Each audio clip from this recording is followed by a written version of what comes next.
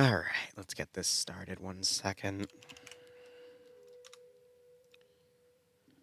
And then let's make sure the music's all set. I had a small tech issue, Arma crash, so I'm just rebuilding after that. Let's put the prediction up.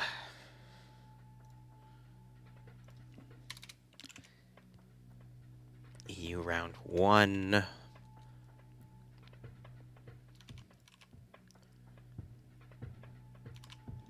Getting back in the swing of things.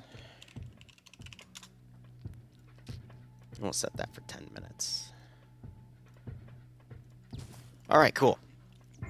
Alright, so this is Friday Night Fights, ladies and gentlemen. We are on a World War II branch.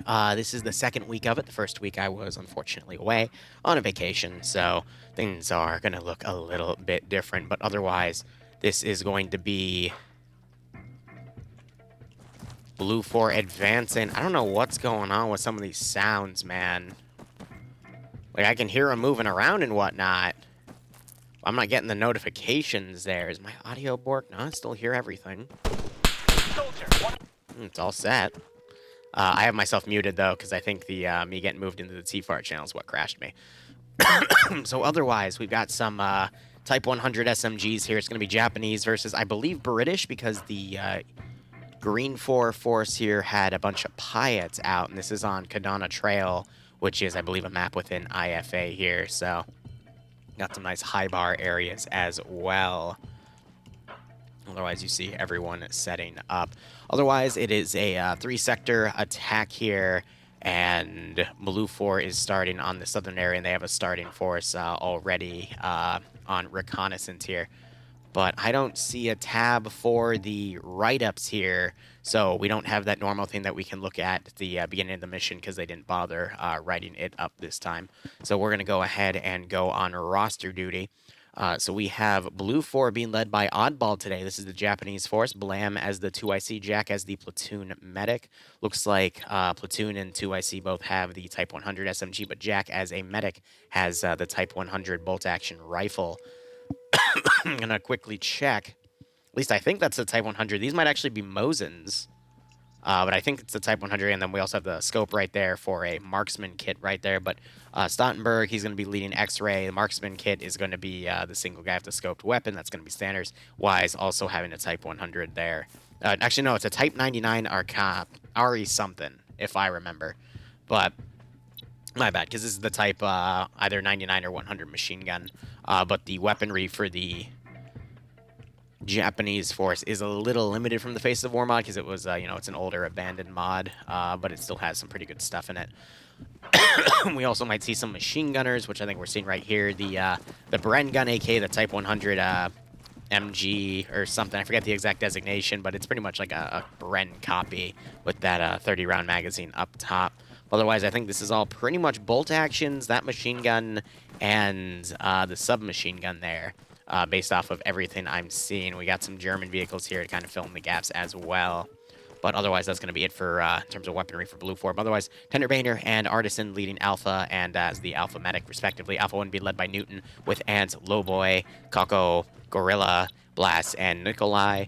Alpha 2 being led by Fonz with Pierce, Kevin, and Meldon together. Norris leading Bravo with Gordon as the medic, with Bedokovich leading Bravo 1 with Rodrigue, Thompson, Skipu, and Adamek. K9 leading Olivia and Lucas under Bravo 2. Azuki leading Charlie with Hunavar, Kazal, Dobbs, Arke, and Sanchez. Foxtrot, I think, is meant to be this forward group up here. Normally we don't see an F in F and F. That's quite interesting. Being led by Arnaro, Zend, David F, Dorand, and Skywalker there. Charlie 1 being a 3-man group, looks like Sykes in charge of it, with Despo and Tymek. And Echo 2 has Stevo leading with Captain Morgan as well, because they're both in leadership positions. They have the slashed. We got Tempest, Zaki, and Hanu together. Otherwise, looking over at Green 4, we have Lee Enfield's in play for Green 4 as the British forces. They're being led by Lusod. Solomons is the 2IC. Naders is X-Ray lead with Patriot with the scope. Lee Enfield. Loki as the medic, and Curie as a scout there. I'd assume also with some sort of Lee Enfield. Ash leading Foxtrot 1 with Tacklebear, Gazog, Swan, and Swola. Kekir leading Delta 2, and looks like that's merged with Delta 1. So we got Schnuffles, Kale, Pyros, Tolly, King from Papega. A lot of Papega players on tonight. Guy Fieri, Flux, Bronson, Michael, Aim at the Stars, Band, and Money. I'm not seeing a Bren gun in here. I'd imagine they do have Brens, but that's quite interesting. Stark leading Alpha 2 with Shepard, Wheaton, Fred, Griff, and Dingo. Head honcho of the EU branch. Lolo with... trying to find the leader. I guess Vagrant's the leader in that Charlie 2 group, but they've got Lolo, Sam, Seismo, Reaper's Insanity, Kablooey Face, Ace, Olaf, Shy, Mutant, and Galil all together. I'm gonna look at Galil. I feel like he would have... No, they also all have handguns on the side. Interesting. But we do have Pyatt gunners as well. Blue 4 have bazooka gunners. Coda and Slide together, and then Arcor alone in Alpha. So I'm going to quickly look at some of the green 4 guys here, because I'm trying to find where the Bren gunners are. There we go, yeah. So, I mean, very, very similar weaponry there. Both are bipoded 30-round magazines that feed from the top. But AO-wise, green 4 starting over around Sector 1 here.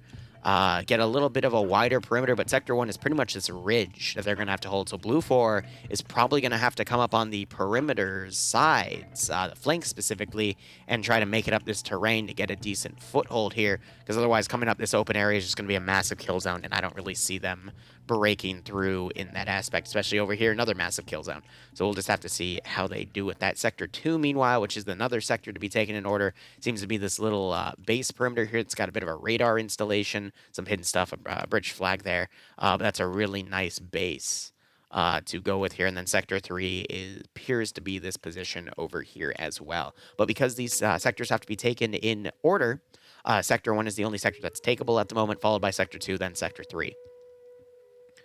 So beyond that, we'll see how things go. Both of the Jeeps are unarmed, so they're just going to be used for transporting a few guys into the AO for whatever reason. But otherwise, Blue 4, they've got half of their force that's going to be all ready to go on the initial attack, and then the second half's going to have to be fielded in. So that's going to make it a little harder for Blue 4 to outright steamroll this first objective. But even then, I mean, this is a pretty nasty perimeter. But you've got both sides fielding mainly bolt-action weaponry. I didn't see any Scandi Recon Force today. Actually, Nemesis from Scandi, he told me that Scandi wasn't going to be participating tonight. They were going to be doing something else. So really, it's going to be all eyes on Papega. Stark, who I saw as a solo player, I believe he is, yep, under Alpha 2 right there. And Norris, who's usually good with machine guns, though, so that's going to be tough to see what he pulls with an SMG. But beyond this, I mean, we might see some new people rise. I mean, Pierce is also pretty good. He's got a machine gun there as well. But a lot of the really good plays we see people making FNF on the norm is with, like, high-capacity machine guns. And today is all bolt action. So you're going to be seeing people trade left, right, and center. I feel like Papega have the biggest advantage with bolt action because they're the guys that do usually make their first shots. But beyond that, I don't think there's anything sound to really bet on for this match. So by all means, guys, like, go with what you want, but I'd lean on Papega or the defensive AO itself. And I mean, this ridge defense AO is pretty freaking nasty here. They just need X-Ray to come up here with the scope, and they're golden.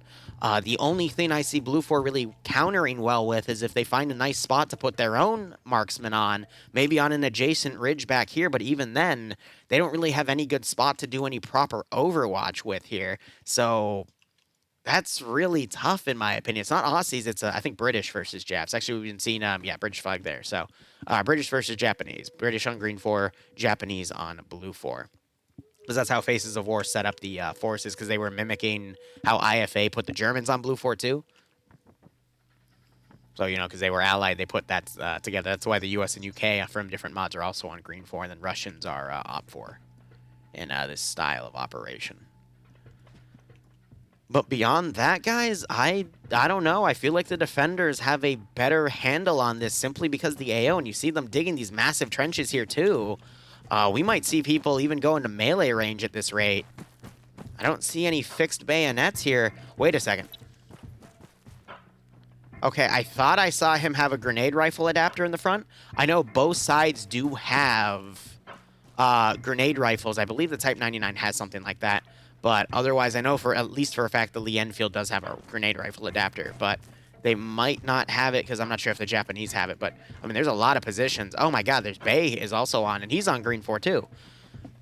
I'm playing with the Scandi Recon group, so, or excuse me, the Pepega group. Scandi's not playing tonight, so I'm really leaning towards green 4 for this one because I don't have floating thing right there. I don't really know what else can be done. The only caveat, or I guess weakness I see to this defense is it's very, very large of an AO, and there's a lot of room in this AO for Blue 4 to flank around.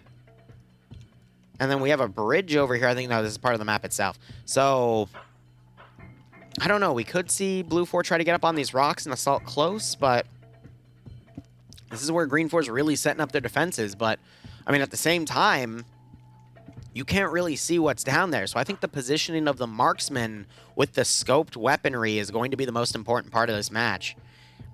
So we're just going to have to see how things go from there. But we also see people pulling out their pistols prematurely, which means I think they're going to be mobile forces here. So X-Ray is going to run off and do their own thing. But by having the handguns out, you know, compared to a bolt action, that's better for CQC in the jungle itself. So I don't think we'll see bayonet charges tonight, but who knows? And again, yeah, Scandi's not playing. There was, I will go into a few details. There was a little bit of a scandal last night between two large communities, and yeah, a lot of funny things happened. That's all I'm going to say about it.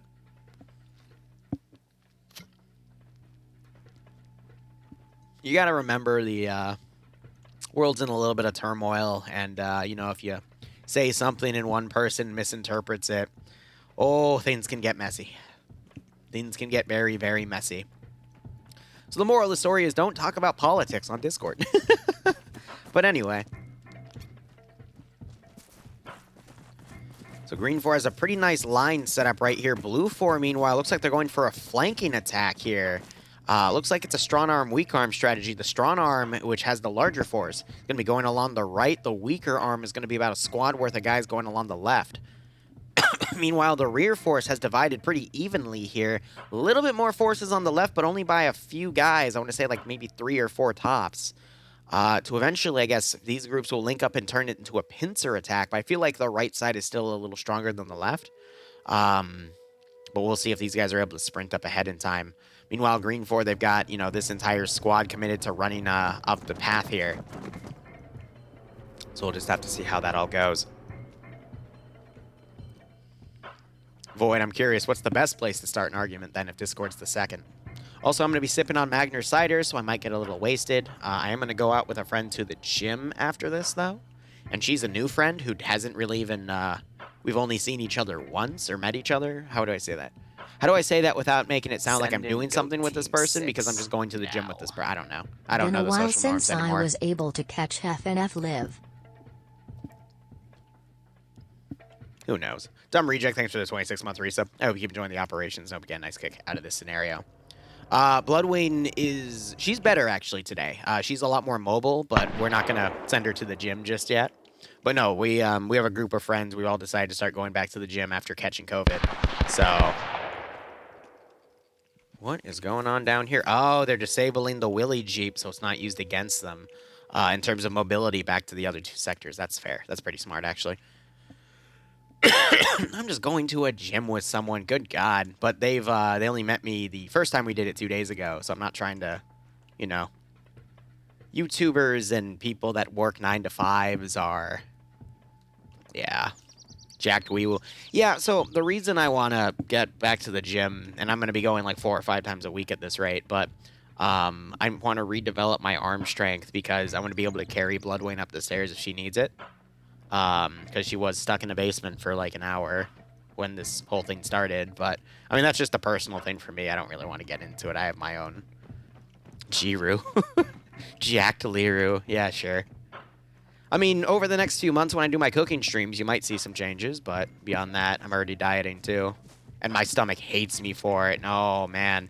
It keeps rumbling. I'll eat like a small, like, you know, 200-calorie meal. And then an hour later, my stomach's like, what the fuck? Eat more. I'm like, no. Bloodwing had a pinched sciatica, and she could not walk without help. Well, she could walk, but she couldn't, like, sit. She couldn't, like, move herself. Again, she's a lot better today, but she's on steroids, a muscle relaxant. She had to get a shot of something else to help with the pain, because, I mean, She almost fainted when we were with the doctor, for example. So that's all good. But she has it like chronically. So it's just this happened to be like the worst it's ever been in her entire life. So yeah, it was pretty messy. I'm not gonna do a keto diet. I'm literally just gonna do what I know works, and that is I literally just eat a third of my calories and do more cardio. And if I'm still hungry and I'm burning weight too fast, then I'll increase my intake. But thankfully, my body's pretty simple. The one issue I have to avoid though is oh, this is pretty funny right here. Is just not like going out to eat and eating all I can. How did you not hear that? There we go. Mutant running down. He found an entire squad, and he immediately gets shot. Wow. Bye, Mutant. Have a nice trip. See you next fall. Whew. And so the fighting begins. Ace and Ace and Mutant on Green 4 have been killed. Blue 4, meanwhile, has lost Bedokovic and Skipu, as well as Olivia. K9 was just knocked out as this first group comes in. I think they're going to be a distractionary force for this entire flank to come around, but they're about to be heavily reinforced. So some charges go off. And X-Ray's way over here. They're going to be out of position. Oh, Shy's going to get shot in the back by that SMG. No, Norris doesn't realize he's friendly. Oh, now he starts firing. And he goes down. Norris did take a hit there, but he was able to take him out. You gotta be careful. Some of the SMGs in this mod set do have some pretty heavy recoil, so you do have to make sure, especially when you're standing, that you are aiming your shots. Otherwise, a little bit of fighting has also started up here, but these guys, oh, ooh, that sucks. The LMG gunner right here was picked off. X-Ray is leading the charge here. I don't think the guy with the marksman rifle should be on point. He should be supporting from the rear, but that's just me. Besides, the magnification of that weapon is not the best anyway. It'll only give you like a few hundred meters if you're pretty good with it. Otherwise, we've got Olaf camping the flank here. Blue 4, I think, are in a good position to take this ridge with their numbers here. They just have to get reinforced. We've got a smoke grenade being popped right over here. Otherwise, they're chilling in the trench. X-Ray being incredibly cautious to move up. You see this submachine gunner trying to get a hit on this player up here, Swola. Swola, I don't see any blood, though. You gotta also remember, with IFA, if you get hit like once, you're dead. Or knocked out. Regardless of the caliber. Swola now spraying wildly with this handgun. The other guys are gonna start getting up on this line and engaging. Ash picked up the Bren. Now you got the submachiner still suppressing up there, but that's gonna halt this advance. However, we have another Blue 4 squad coming around, but Green 4 is also coming around. They set up a line position here. They're starting to move in. They might catch that Blue 4 group as it flanks around. That would be devastating. And then we also have this Green 4 guy over here, Swola, trying to flank around. Might run into additional forces. He's trying to flank these Blue 4 guys over here, starting to fire, misses his shots. Blue 4 pulling back because they are being grenaded. A lot of blood right here. And meanwhile, Blue 4 making this massive push up over here. Is that Olaf unconscious? Yep, Olaf is down. Blue 4 is going to be able to push this ridge right here.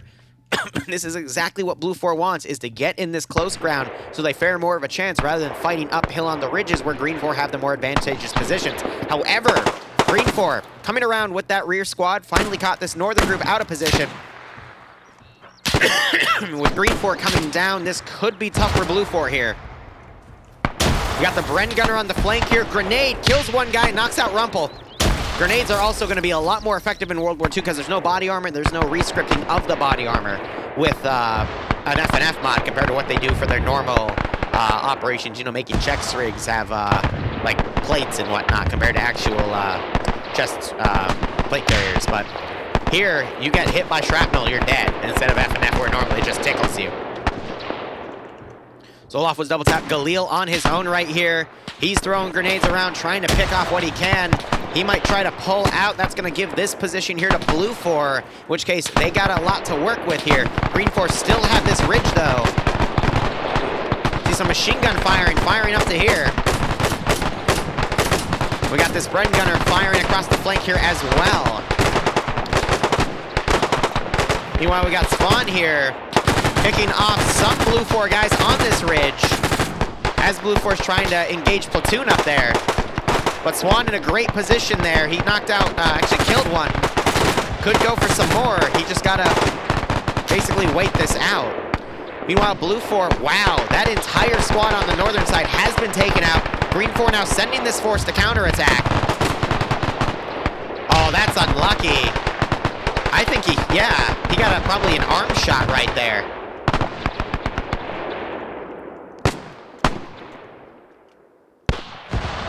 Doing this instead of 38th off? I thought the 38th was hosting like a droid op. That looked fun, but I had F&F to do, unfortunately. Meanwhile, Vagrant got knocked out, wakes back up. Sam now coming around. We got Tenderbaiter and Nikolai coming around.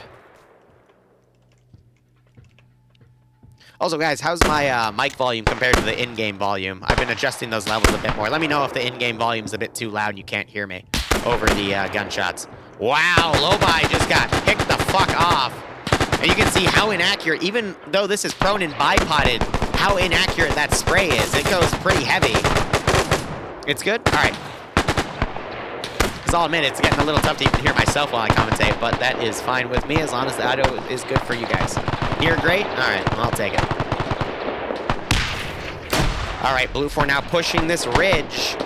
I think Blue 4 is kind of done. We got this group coming around. It might be able to flank the attacking group that just came in from the north and get the jump on them. But right now, Blue 4 had the number advantage, but because that Green 4 group came in and wiped an entire squad on its own, I'm not sure if Green 4 will have enough. But Blue 4 getting close in other positions, popping grenades, making Green 4 pull back to other positions. And you got to remember, all this Green 4 force, they're outside of that sector.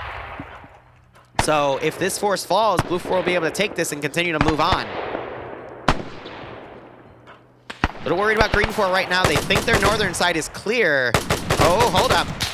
That is now changed. Fred spotted the guy with the radio crawling up. Got a handgun fight over here. Hello. And he goes down. Who was that? Oh, that's Dream. Hey, Dream. I'm on, we're on round 1 right now. Yeah.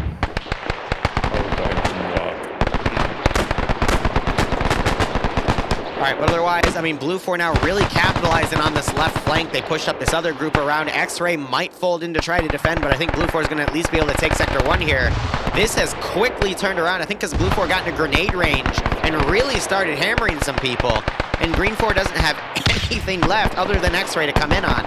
So really, it's up to this group on the right to weather these Japanese attacks around it. But the groups on the left, I mean, they are just getting blown up left, right, center. But I think Blue 4 has actually wrestled the number advantage away by getting into grenade range and blowing up quite a few of the British forces here. I mean, you see some bodies lined up all in these trenches. Sam has no idea that Schultz engaged him from that one angle. I mean, he got lucky that he didn't get hit in that first round and killed. Solomon now trying to engage up here. Thompson getting the headshot, though. Meanwhile, looking back up here, Blue 4 have pulled away. There's only a few of them left, but Green 4 is going to have to fold into the sector to keep holding it. Otherwise, Blue 4 might be able to run over and take the other 2 sectors because no one on Green 4 is ready. So X-Ray finally coming around here with their marksman, might be able to get some pickoffs from this angle. That's a tough call. All we have right now is Guy Fieri in the zone, and Vagrant, who woke up. He might try to move up to this position.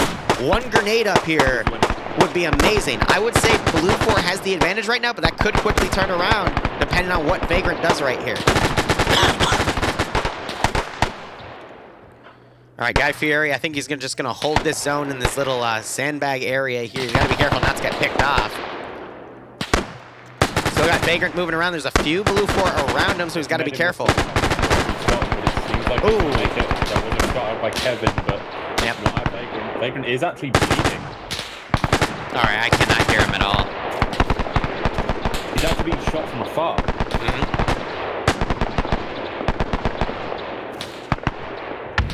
Vagrant coming around.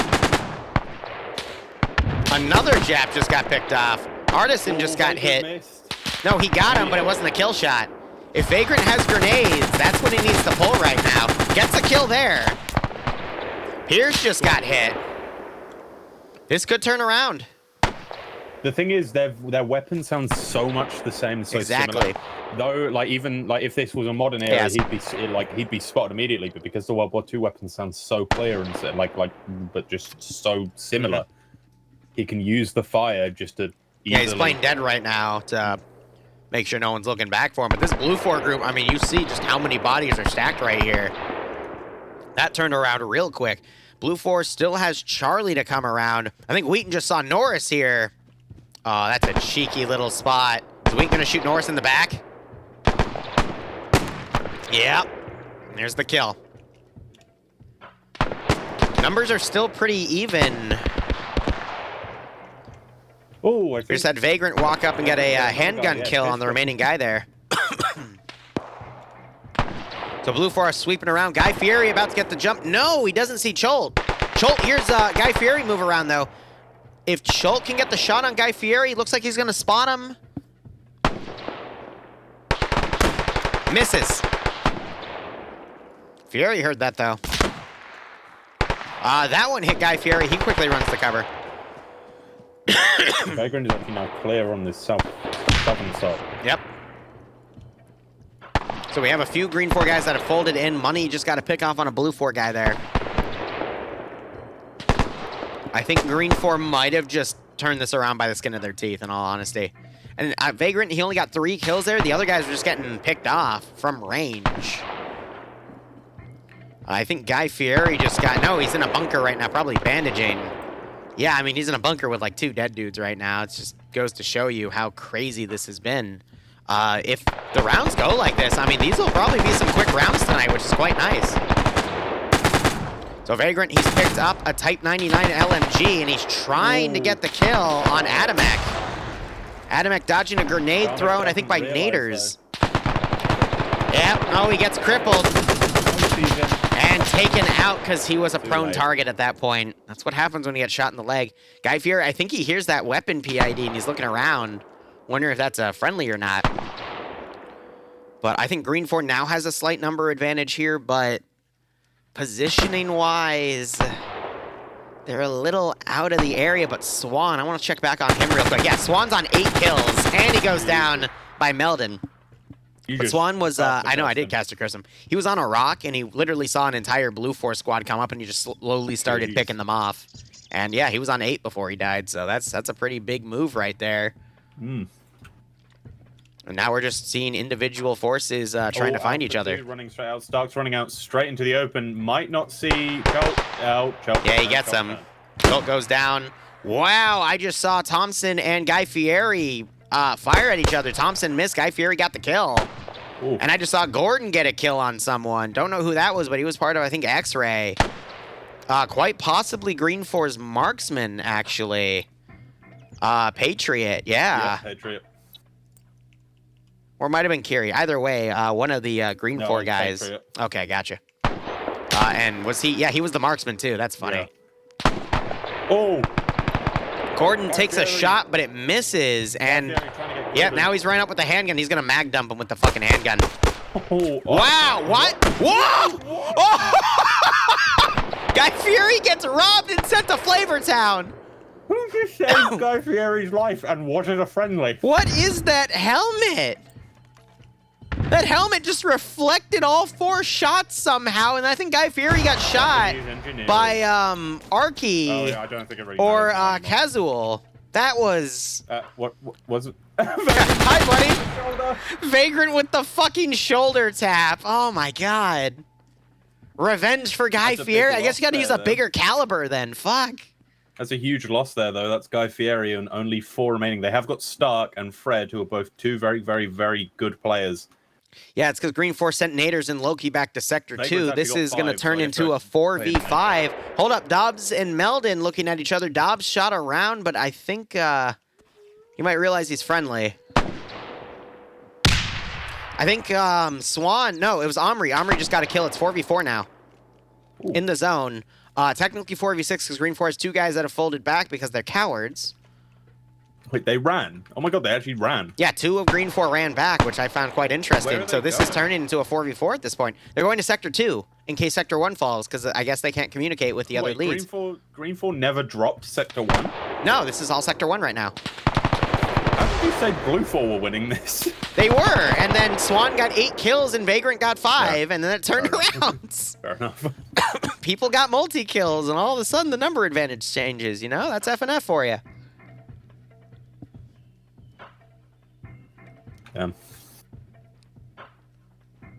I thought you weren't going to be here for this one. No, I wasn't here for the last one. This is my week back. Adamek, let's see. How many did you get? Where were you, buddy? Were you... No, you were blue 4. I thought. Adamek, can you tell me where you were? I'll check. Oh! Wow! Now it's 4v4. Okay, it was 5v4. That was a great headshot.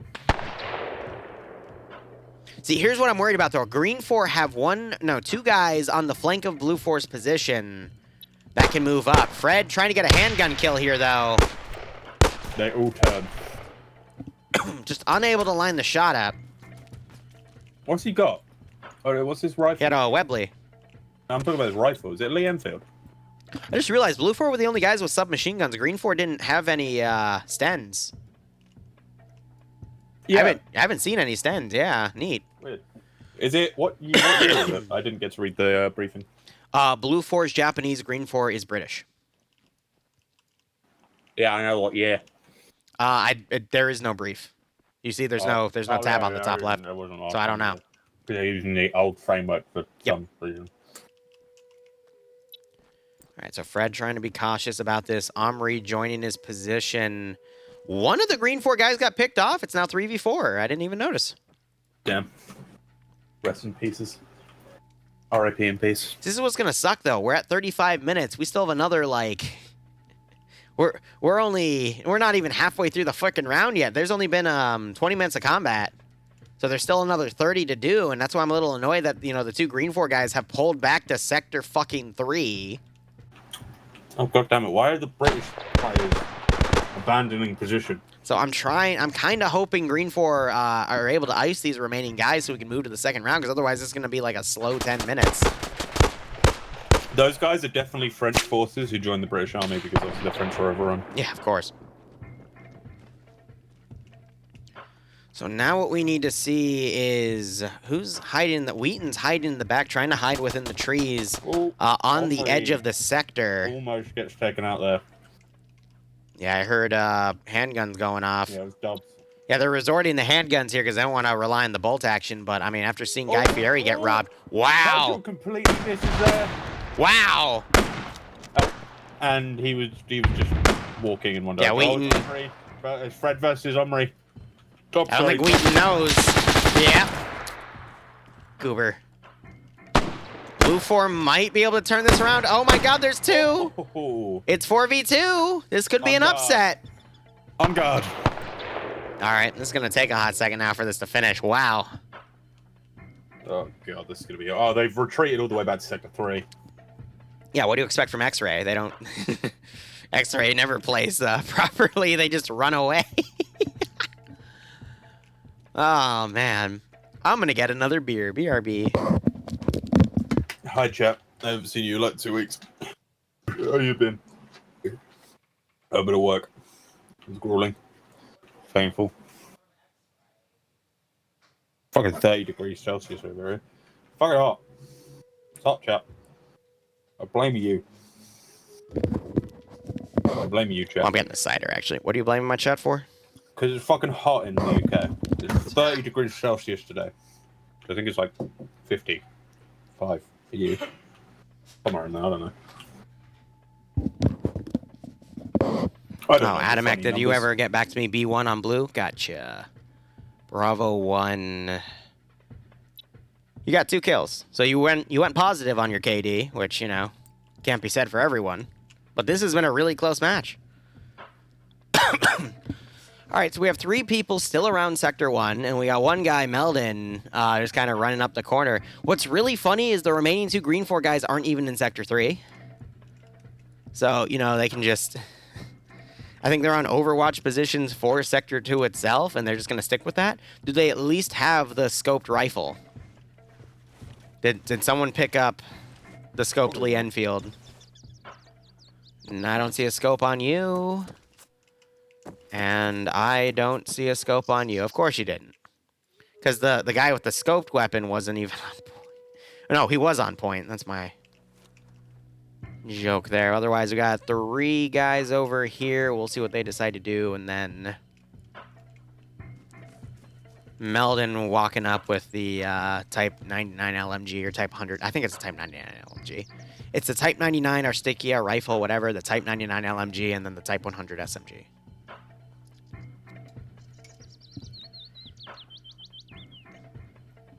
Dream My Chat is asking if you want some cheese with that wine. I saw that. Mason, I am not French. Don't you dare call me French. So The one thing I will never take is being called French. So I am eating a cheese pizza right now, so you know. Okay. And I don't like wine, so no.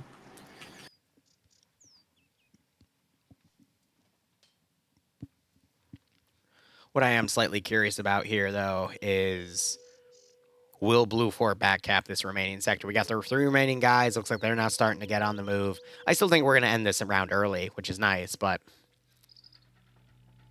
What do you mean around early? And I'm being told that the model for this rifle is not historically accurate. Well, Faces of War was abandoned like 3 years ago, so I'm sure if you dig deep enough, you will find one of the devs to yell at about that. Or you can dev your own. Good luck. Yeah, make your own, pussy. What do you mean this might end a round earlier? Well, I mean, so we're at the 40-minute mark, which means we're at the 25-minute mark. So this is the halfway point of the round, technically, because these are 50-minute rounds. So I think this will be over probably in the next 10 minutes. As Blue 4 kind of fumbles around. I kind of hope Meldon just, like, gets to the edge of Sector 2 and then flanks around and takes the edge of Sector 3. But I know for a fact as soon as Sector 2 gets taken, the 2 guys in Blue 4 here are going to move to within Sector 3. They're going to go run and find Sector 4 somehow. Run to Sector 4.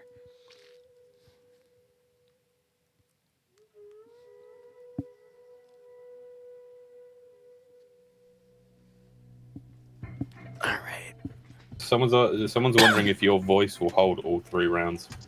You know, that is a good point, because I actually don't know. I haven't done a stream for this long since COVID, so we'll see. At the coof. That's why I'm drinking. That doesn't make sense, but yeah. Alright, looks like Blue 4 is finally starting to get a move on. I feel like we could see something. Meldon is going to go for Sector 2 because I don't think he knows that he's has another group of people here. So I want to watch this from Green 4's POV. Because they're literally watching, like, center and left. They're not really watching the right side. Hold up. As I say that, I think they just spotted. There's Sector 2. Naders is... Oh, Naders might have just... Yeah, they did see him. No, they did see him, so they pointed him out a few minutes ago. Meldon now's going to run into cover. So he knows he doesn't have anyone around him, so he could just pop if he has a smoke grenade, he could pop that and run. But beyond that, we'll have to see. Because Green 4 is going to have to pull back to take, you know, put a dude in Sector 3, otherwise it's just going to get taken, so... I'm going to laugh my ass off if they don't, and Meldon just, like, touches the sector and wins. I'm just going to go, oh, that's cute.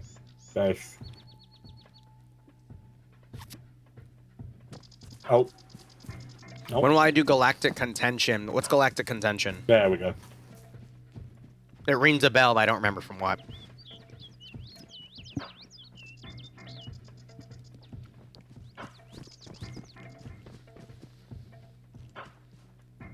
The Star Wars Squad mod? Yeah, that's where it rings a bell from. I don't know. The real answer is I don't know, because I've got too many other things on my plate at the moment, unfortunately. But I'm hoping to get through them by next week to, you know, lessen my load. I gotta rebuild a front log as well.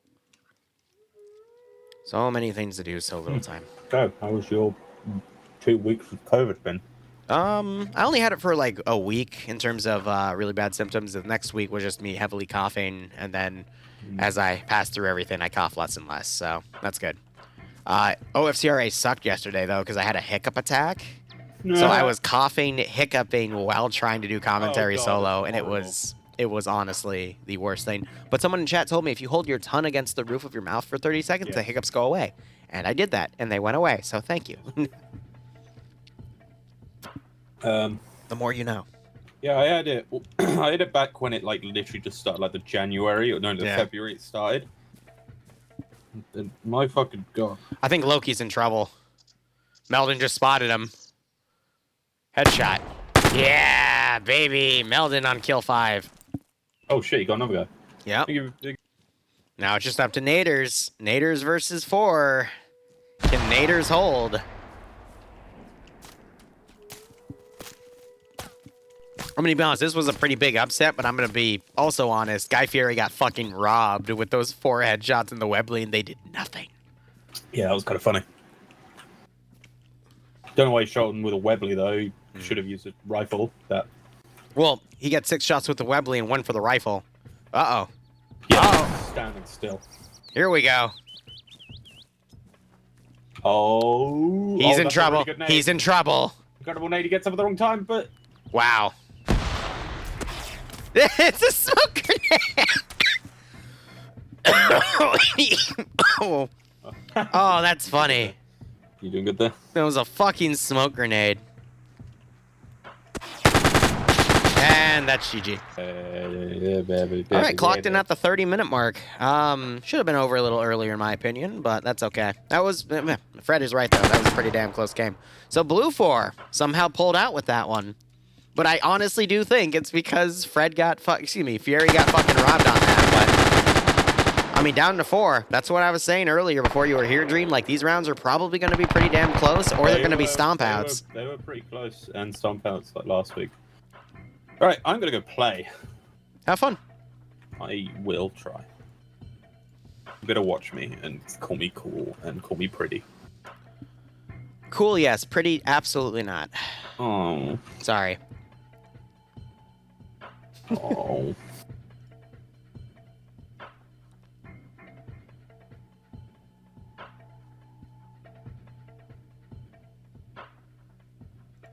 All right, there we go. Now we're going to be on a little bit of an intermission here, as we are now on Niaville. So let me change out the commands. I'm not going to change my music because things are being a bit weird on the YouTube side. So this is round 2.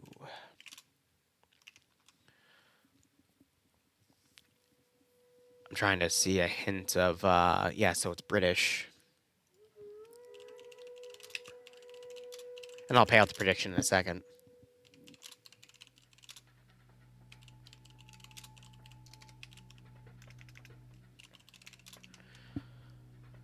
Blue 4, German.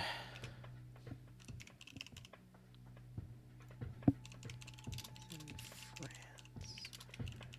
4 has, what percentage is that? 10% and 2 Cromwells. Wow, oh my god. It's a 10% numbers advantage, 2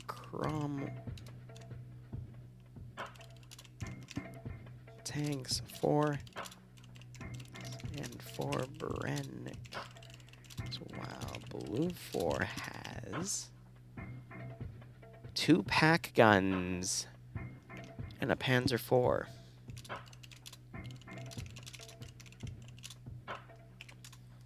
So we're going to see some tank fighting.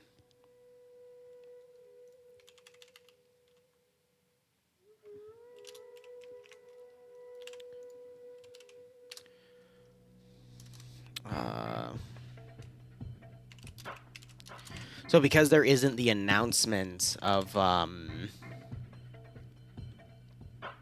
whatchamacallit,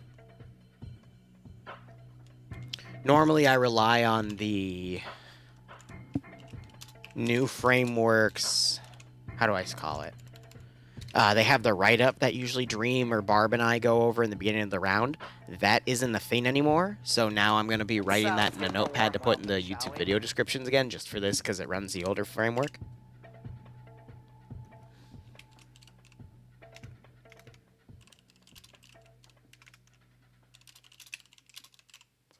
And let's get that all set up as well. All right, command should be holding. And... Still, that's 10 vehicles versus a tank and 2 pack 40s. That's a little much, I would say. But hey, we'll see how things go. I know it still is a thing, just not for World War II. Exactly, Malin. Because they're using the older framework for it. I'm not complaining about it. I'm just saying, like, you know, how I do my videos when I upload these on the YouTube channel is I used to have what the mission was, but because then we started going over the exact details over every mission, I stopped doing it because it was redundant. But now that framework, since we're using the old framework for this stuff, then, I'll note that for the videos again. Yeah, all good. All good. Oh, man.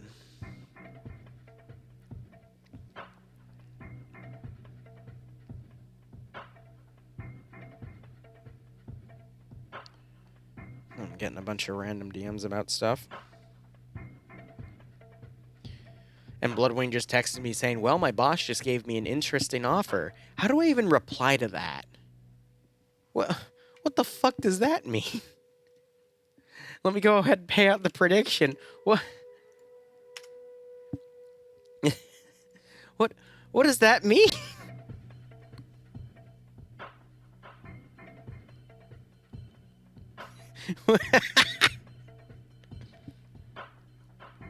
As a joke, I tell her, hey, to climb the corporate ladder, your knees are probably going to get red. I didn't expect that to actually happen. Okay. I mean, if we pay off the mortgage faster, I'll explain. No! You're explaining now! Oh, wait a second. Wait a second. No. Where's a Punisher gif? Hold up. No. Let me. I'm gonna. No. Wait.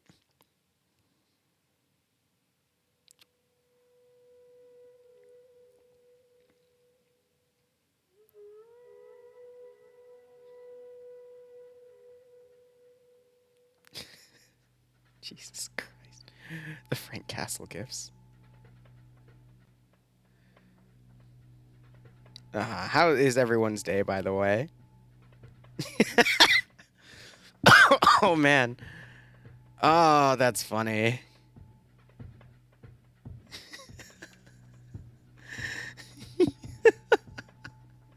I'm not even tipsy yet, and I have to deal with this. Good God.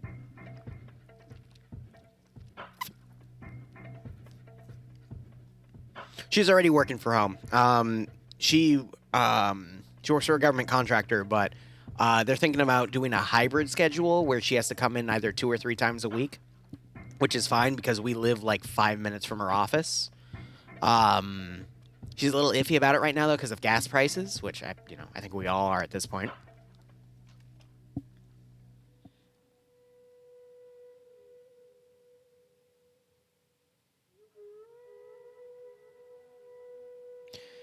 They're thinking of doing a lateral move for her to a new position. They say it's a good idea, but I don't know. I'm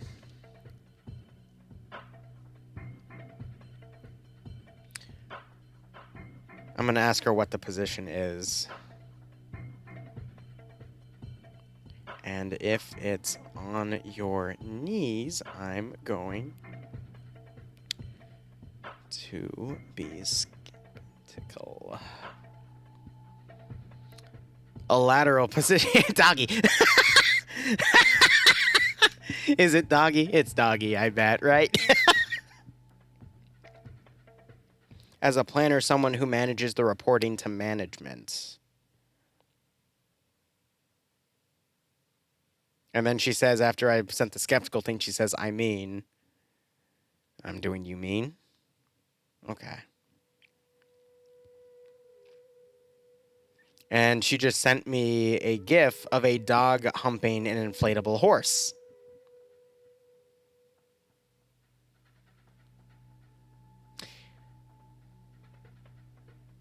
Oh, and that one is too graphic to describe. Okay. This got very... Okay, well, I need to stop saying... Well, okay, we're going to stop explaining what's being sent there. Anyway, this is a mature stream, but... Whew. I'm going to keep drinking.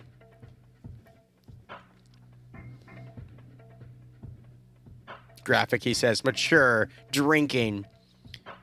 Look, honey, if you make a lot of money, comma, and I can keep drinking Magner cider and being a niche internet micro celebrity, comma, you do you, period. I trust you, period. Nah, I'm gonna take out the I trust you part. And now she's calling me a Dumbo. Wow. And she says I can hear you, you know. Here's the thing. She can't hear me, all right? See, because if I speak quietly like this. And she says she'll be my sugar mama. I mean, yeah. I'll take it. I'll take it. Okay. Well, the round hasn't started yet, and I'm running out of ideas other than getting into stuff.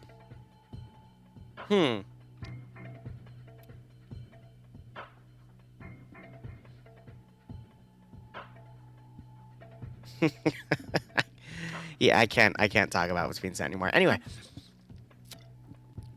I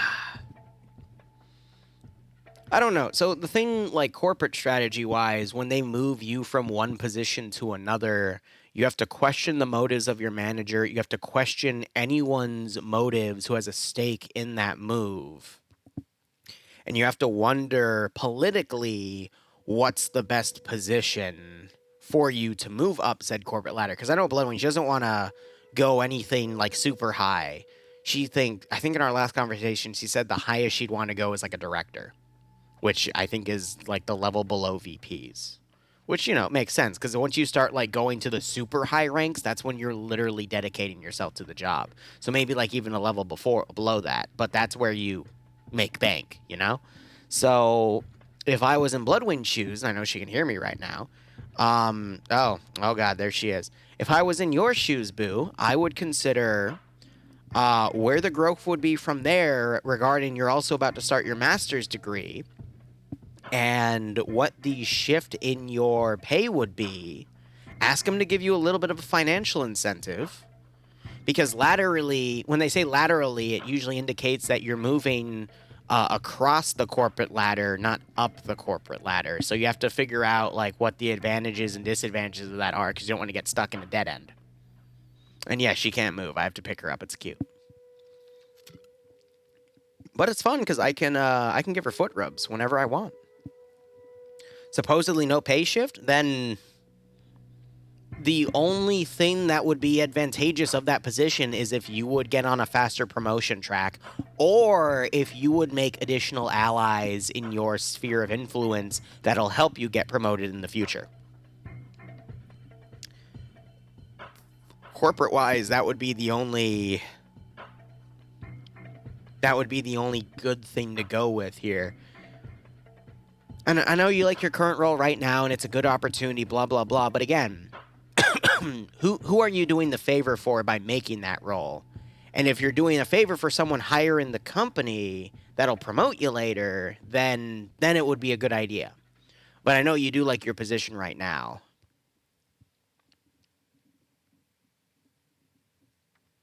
I would then push for the pay bump. Wow, guys, look at that. That's a launch stream of whatever the hell that is.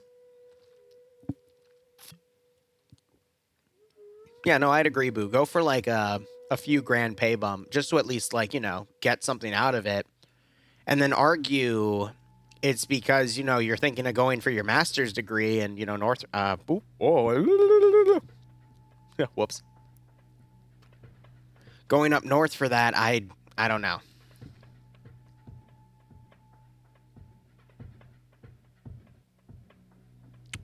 So anyway, this AO has a pretty big border here. Sometimes with this one, even though we don't see the cover map module, which we normally see, it's instead just this mass border, which means Green 4 is going to be very limited in this AO here. Oh, I'm a dead man. Anyway. I know, I am quite the goober. So Blue 4 are trying to save 2 German ammo caches here. It looks like they're both in this one area up here, and they've got these 2 fortifications on this position here as well. Here's the one thing, though. By limiting the advance that Green 4 can move up, though, that's going to make the positioning of the pack guns much better for Blue 4. So I'm going to retract what I said about the balance of 2 Cromwells and 4 half-tracks and 4 Brens versus a Panzer IV and 2 pack guns. I think this is pretty even. So we'll just have to see how that goes from there.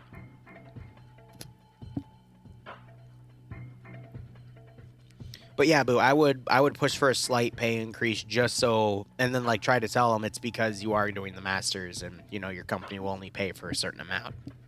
And we're going to need more money than that if we want to, you know, get you through that. We need to get some BTTV emotes, the animated ones, right? I'm looking for an artist, but interestingly enough, I'm having a little bit of trouble on Fiverr right now finding a few, but we'll see. We will see. I know my taxes are going to be a lot easier this year in terms of the amount I'm going to have to pay because I have a lot more things to deduct compared to last year. Last year, whew,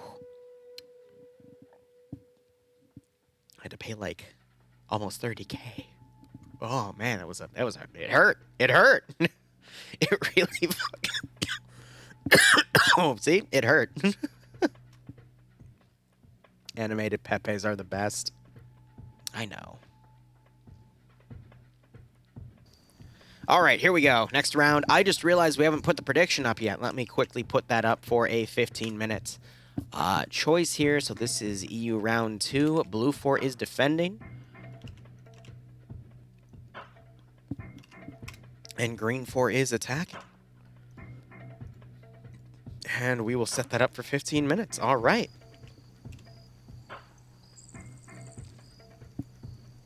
Go ahead and look at our map here. We're going to focus on the attackers first. So, Green 4 here. They're going to be British kits. So we got both of our Cromwells here. We have, looks like, I think that's going to be the same weapon. So, Lee Enfields and Bren guns. No Stens, interestingly enough. I'm trying to look for the dedicated tank crew kits as well. I do see some Pyatt's too, but that is it. But we got the 4 Brens here.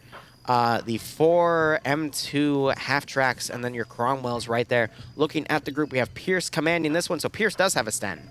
Okay, no, so the squad leaders do have Stens. Okay, so I missed that last round, but I guess that's because they died super quick.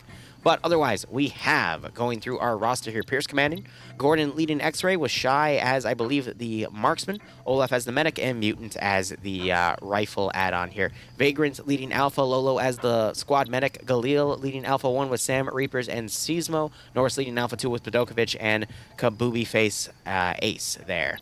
Gazog, Ash leading Bravo 2 with Gazog, Sackleberry, and Swola. Charlie being led by Guy Fury. He's merging it. So it's Cake here, Flux, Dream, Novix, and Curie together. Newton leading Delta with Ruffus as the squad medic.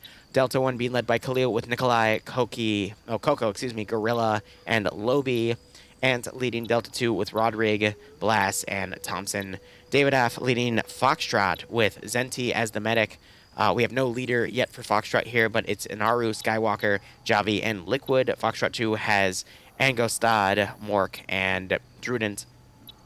And then the vehicle crews are going to be Bronson, Bay, and Schnuffles, and Chult for the Cromwell 1, number 1 Cromwell. And then Kane, Money, Artisan, and Michael are going to be part of the 2nd Cromwell crew. All right, looking over at Blue 4 for the German side. They have a lot of transport trucks here to bring them around as well as get Panzer IVs. This wasn't added to the roster, but they do also have an MG42 couple wagon. That could be a nice little scout vehicle to work with as well. Weaponry-wise, we see some MP40s. We see some Car 98s. Trying to see if there's anything else. We do have some G43s in play. There's the marksman with a scoped Car 98. We see some STG 44s in play, some Panzer. What's the term? I think that's the Panzer Foss. The Panzer Shrek is the reloadable one. Otherwise, some radio man with some G43s, some more STGs in play. Some dedicated artillery crews, which is quite nice. I think they're as tanker kits. And some MG42s in play. All right. Interesting. Otherwise, looking over at their roster, we have Despo in command, Tymek as the platoon medic, Loki leading X-Ray here with Patriot as the sniper, and Wise as the group's medic with a G43. Interesting. We have Fawns leading Alpha, Azuki as the medic, Alpha 1 being led by Sanchez with Stattenberg, Omri, Meldon, Hunavar, Adamek, Dobbs, RK, and Casual. Bravo being led by Swan with Frodo as the medic, Kevin and Lucas and Swedge as Bravo 2. There's no slash there for a leadership position. Foxtrot being led by Oddball. Hanu, there's no leadership here, so Hanu, Morgan, Jack, Blam, Kale, Stevo, and Pyros are in Foxtrot 1. And then we have... Interesting. So we've got 3 different crews. I'm assuming the 4-man crew is the tank crew, so that's going to be led by Shepard with Tempest, Arcor, and Fred. Lusod leading one of the pack gun crews with Aim at the Stars and Solomon. And the other pack crew is going to be Griff and Stark. And we just saw some of the roster get moved down south. But Green 4 definitely does have the number advantage here. We have barely a full page with a little extra group here on Blue 4 side, but Green 4 have this, and then they go down to Alpha 2. So they have the additional 10%, which is pretty much Charlie 1 and Foxtrot here as an additional. So that's at least, if not over 10 guys that Green 4 gets to work with there. Otherwise, we see the additional fortifications here. So a lot of craters, some entrenchments right here as well. And we see that all around right here. It's marked as a German trench line. There's another German trench line back here with some craters to work with as well. And then the 2 caches are right here, specifically in this area. One in this building and one in this other building. Excuse me. So, we'll see how things go with all of that. But we still have about 10 minutes to go. So if you have any questions, comments, and concerns, please ask. But otherwise, we got to see where Blue 4 is going to deploy their packs to pretty much cause Green 4 to go through this bottleneck here. I mean, this AO is pretty much this road to this line right here. So, I mean, I can just barely make out that road right here. There's a little bit of concealment to work with. But here's the thing about Neoville. There is no good infantry cover moving through these positions. It is all concealment to get up here. So we might see Green 4 try to ride this road up, and if Blue 4 is not...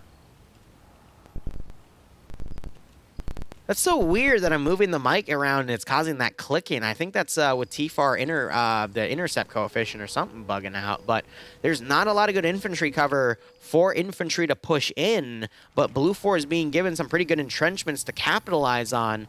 But Green 4 have vehicles to mobilize. We could see a vehicle rush, in all honesty.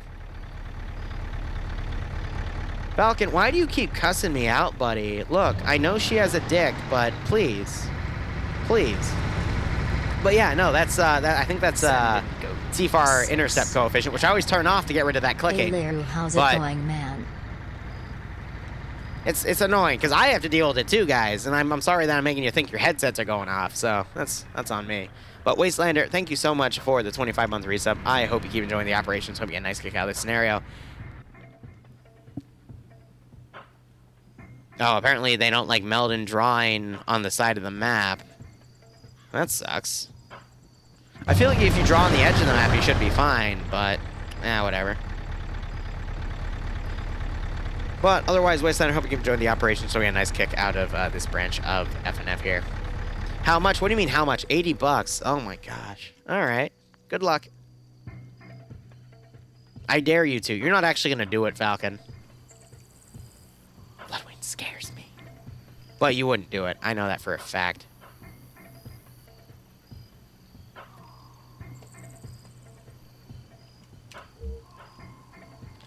Okay, so this is really funny, because Stark just poked me to say, can you get a little pic of our hidey hole? And I'm going to poke him saying, so...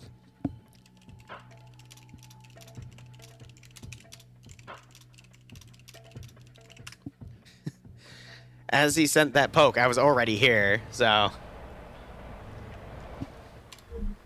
Here, how do I make the interface go away? There we go. Beautiful.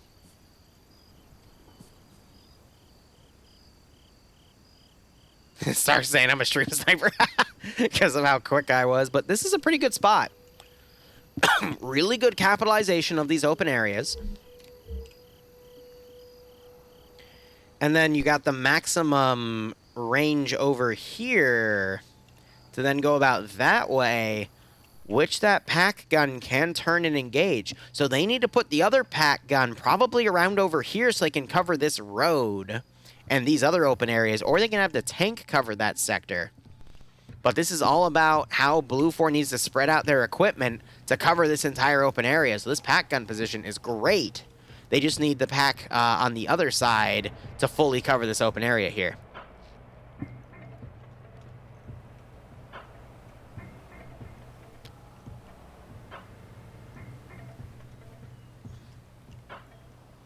I'm sorry, I'm reading over chat because I'm seeing people are willing to... Again, I don't know what I'm flying over here to cause that little static in the left ear, but whatever. If you give Liru the entity of the money, I'll assure you Bloodwind will get it, because I always honor my paid bets, but can you please not pay Bloodwind to beat me? That would be great. If she does beat me. Bloodwind's the type of girl to get the money first, though. Trust me on that. I forgot she's watching the stream. Shit. Anyway.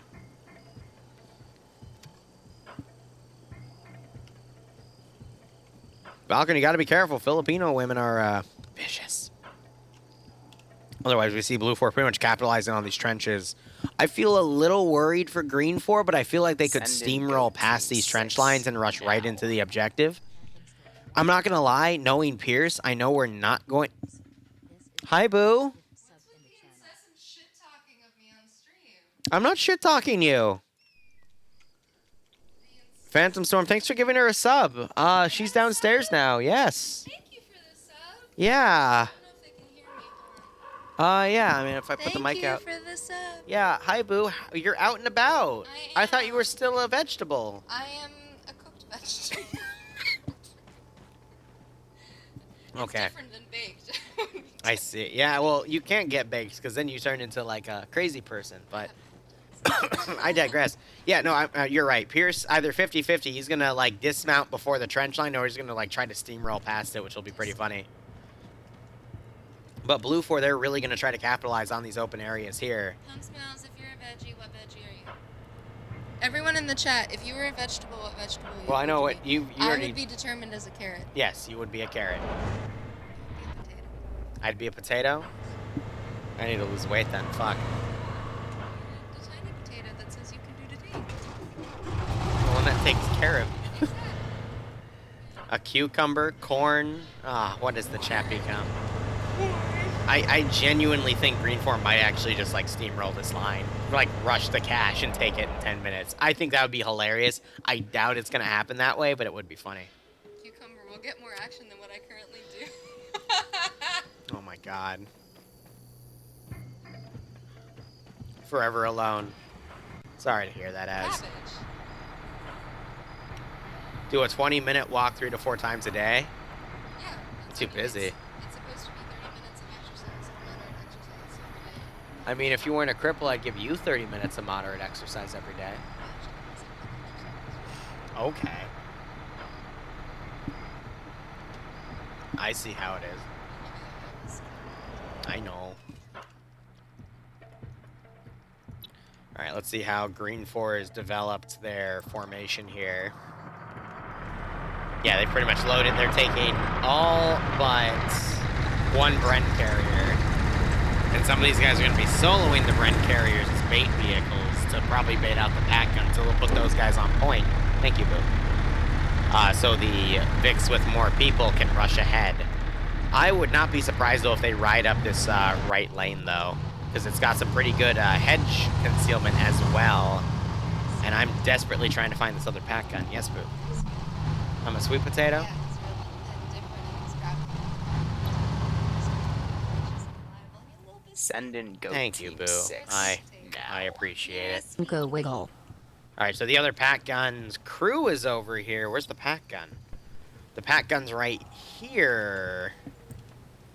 Looking at the far right. I think he's trying to push this into position.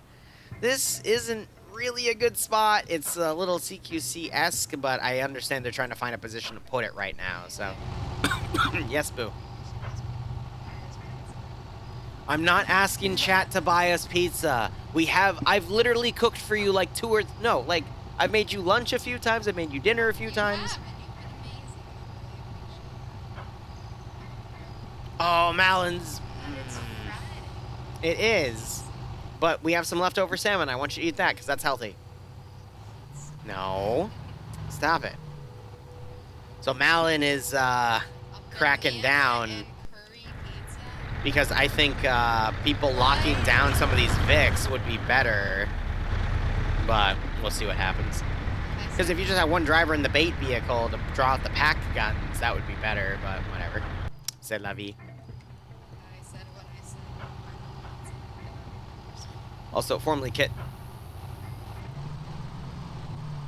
What do you have to say about pineapple pizza? You dislike it, right? Ow. Honey, Ow. I've taken care of you the past few days. I can untake care of you. You're not my mom. You didn't bring me into this world. On her behalf, I can take you out. I And didn't put she'll be pineapple on happy. my tacos. I know, you have El Pastor tacos, which I don't love mind. Al Pastor tacos. It's delicious. Anyway, formerly Kit, thanks for the resub. I appreciate the little wiggle gift there, and otherwise, hope you keep enjoying the operations. Hope you get a nice kick out of this 11F stream. Honey? Well, they're not seeing you grope yourself in doing that, so it's fine. Yep, feel free to jiggle them titties. All you want.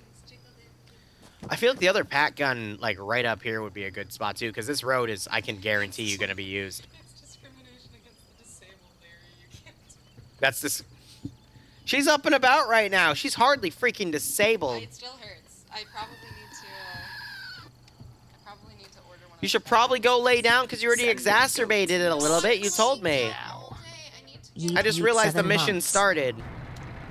Manda Gamer, thanks for the 7-month resub. I hope you keep enjoying the operations. I do hope you get a nice kick out of the scenario. I'm out of beer. Can you get me another? No. Well, it's cider. Cider's better. Okay, you can go now.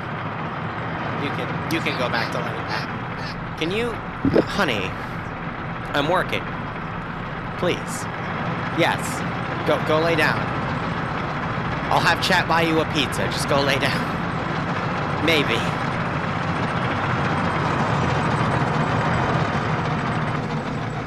I'm gonna give her salmon. She's gonna like it. You're getting salmon. You are getting salmon. You didn't finish your salmon yesterday. Phantom, yes, I rewatched the stream and it was all fake, and I'm so mad. You're finishing the other half of the damn salmon, Bloodwayne.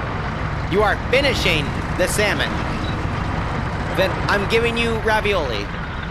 What the fuck do you want then? You're crippled. Where's my cane? I'm gonna beat your legs. I'll find another thing to beat your legs with. You'll go back on the bed and you'll get whatever you get and you won't be upset.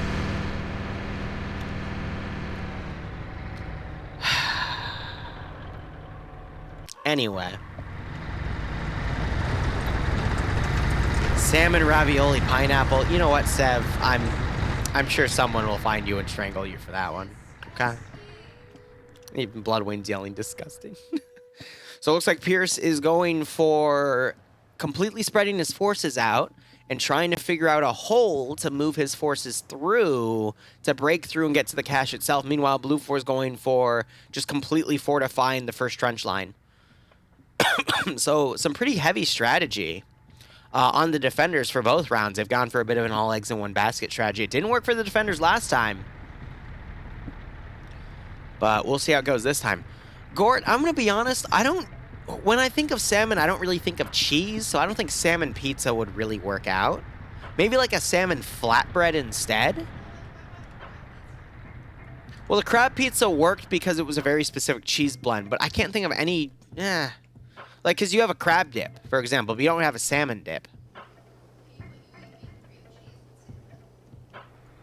Yeah, but like a cream cheese pizza? I don't know. I'd have to try it first. Sushi pizza, yeah. Kitchen nightmares. Ooh. Oh no, Bloodwind wants sushi now. Fuck. Go to the freaking all-you-can-eat place then. And get the damn bento box.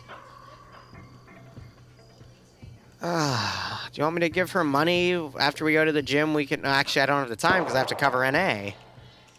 But I gotta start work now, boo. Okay? I love you. Yeah, sure. Just keep it quiet. Thanks, boo. Banana pizza. All right, now some of you are just being nasty. All right, no banana pizza. But otherwise, we've got some machine gun fire going over the heads of some of the Green 4 guys. We have some suppressive fire firing on both ends here. Blue 4's not going to utilize the road. This is probably going to be a bit of a slower round as Green 4 slowly prods Blue 4's defensive line here. And Bloodwing's making innuendos over what I just said. Banana and Nutella pizza. I mean, as like a dessert thing, yeah, but like don't add cheese and tomato sauce, you weirdo. Honey, I can't hear you. I can't hear you, honey. I love you. Anime Titty Milk. I cannot believe they let you get away with that name on Twitch. Nice. Welcome. I'm doing okay. How are you doing? Since that's how you ordered it.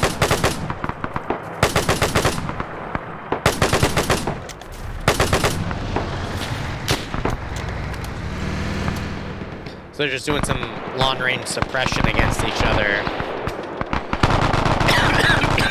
I'm not gonna lie, this is only gonna give time for Blue 4 to reposition their pack guns and their Panzer 4 to a position that'll strike at Green 4. So... Oh, did Green 4 command just disconnect? Yep. That's not good, because there's no 2IC. So who's going to take command now? We might see a rapid random shift of strategy for Green 4 now. His half-track just took a hit. Oh my god. That man doesn't exist anymore. He's dead. Well, that was Nikolai, and Nikolai got shot so hard, he ended up over here. So, yeah, Nikolai literally flew, like, roughly 500, 600 meters. Nikolai's dead. He's dead, Jim. Rest in peace. Whew. So you got some Blue 4 firing down at this Green 4 infantry push right here. But again, it's Niavel, which doesn't have any good cover or concealment. Stark has moved the pack gun into this bush. That seems to be really working out for him, and he's firing at this Green 4 group, and he's doing a little bit of damage. Nothing. Oh, that killed some people. That killed a lot of people. He's murdering this group. He is literally murdering the shit out of this group with that pack gun. Whew. Anyway.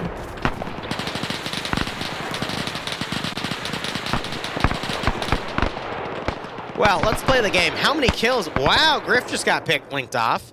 Yeah, Stark's on 5 with the pack gun here. That's the thing. You have to basically find an avenue to push around these fortifications here. Otherwise, you're pretty much dead. So smoke grenades being thrown right there. Looks like this other vehicle was hit by some sort of shell. We have more bodies back here. I don't know what hit that. But I'm going to be honest. Where are the Cromwells to counter? And, okay, the Germans are now doing a little bit of a counteroffensive with their one vehicle. And they just sprayed one dude down. That was the machine gunner. Norris desperately trying to get off that hill as more fire comes in. They only have 50-round mags. Oh! And the pack gun! Excuse me, the Cromwell scoring 3 kills right there. Nasty. Well, the Germans met the tank, and the tank said hello. I mean, they got 1 kill, but then lost their lives there. So now we're just going to see the pack guns constantly plinking out. But this is the weird thing about this strategy. The Cromwells are all the way back here, trying to scout out the pack guns as the infantry are using their vehicles to draw out the positions of the packs. So it's a little redundant, in my opinion. Because this is costing Green 4 a lot of infantry to find these pack guns for the tanks to eventually get the kills. And the one caveat that Blue 4 has is the tank to then move up and hit the Cromwells, but this is kind of messy. Meanwhile, we got Green 4 down here. I think this is still the wounded group. They're pushing with 3 guys in the remainder of Delta 2. And we just heard a tank shell fire. Looks like Starkey's gonna try to desperately move that vehicle away. I think a Cromwell fired at him from this back right corner here. We have an M2 fire, and this is Flux firing over at Alpha 2's position on that trench line. So he's making them hit the dirt here. Actually, it looks like Hunavar was hit in the arm, potentially. The blood would be under this texture, but I can't get under that texture because it's just high enough. But he's not bandaging, so I assume he's just staying low. He didn't actually get hit. But this trench line is pretty much going to be tested. We might see Green 4 get around with X-Ray here to flank this trench. That could create an opening right here for the rest of the forces to come around and also potentially flank this pack gun.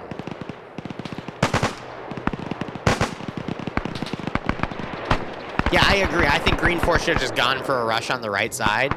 But let's be honest, if Green 4 just rushed by and backcapped the objectives, this wouldn't be fun for anyone involved. So they're choosing the option that allows them to pretty much kill each other.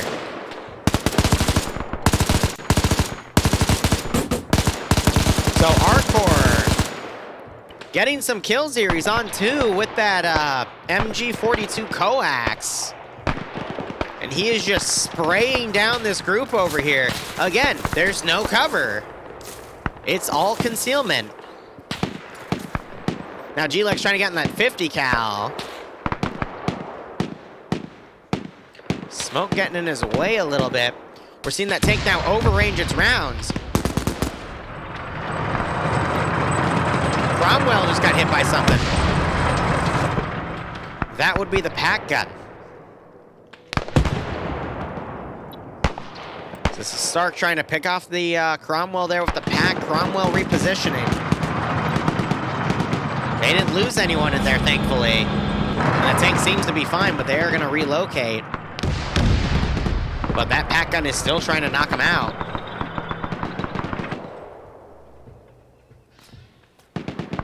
But yeah, both Cromwells back here, they're not really in a position to support. So this is just leaving the infantry to pretty much get picked off as they try to push up this trench line. So I think this is leaning towards a Blue 4 victory. Let's you know? Let's give him a warm welcome. Duo Green 4 coming around on the left side. Platoon is actually plinking at him. So I gotta wonder if they're gonna turn that pack gun aside. Yeah, as I say that, they're actually adjusting now. So Platoon might have called that up and the pack guns might have heard that. I don't know who has the radio here, but they could adjust.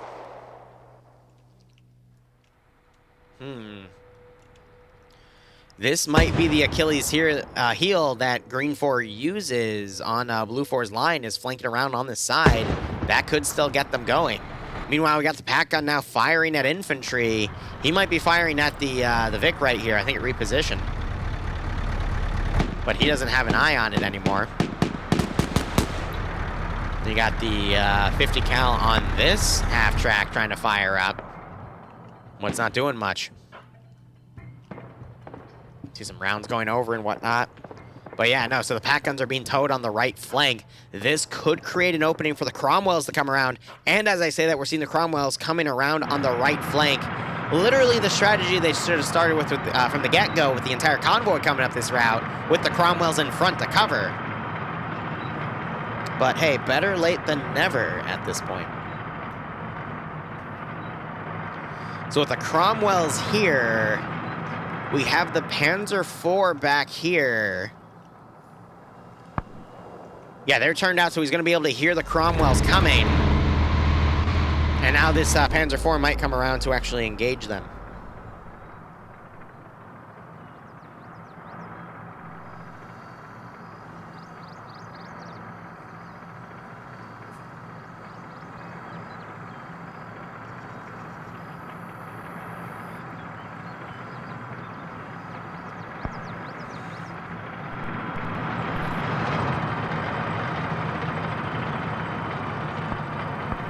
Oh, this is funny.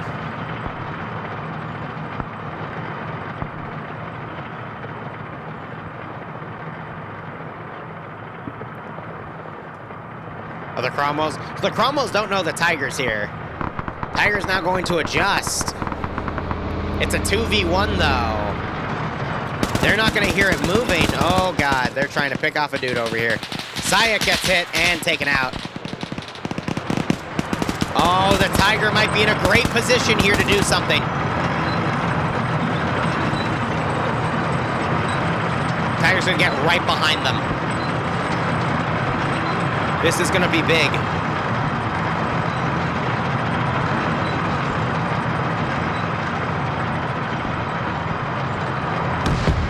Miss.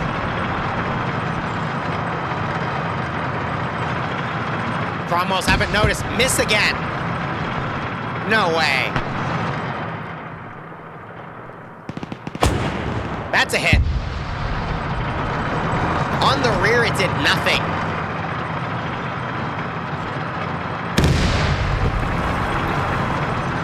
Is that another hit? They're at Blue Force spawn now. I feel like the Cromwell should have kept moving. Oh, this is brilliant. They don't have AT. They're literally just charging this defense line and hiding away because they don't have AT. Lucas might have AT grenades, though. Oh, this is brilliant. Where is Blue Force AT? The Cromwells are now charging the line. Meanwhile, the other one's over here. The pack guns have been taken out. Oh my god. Where is Blue Force AT?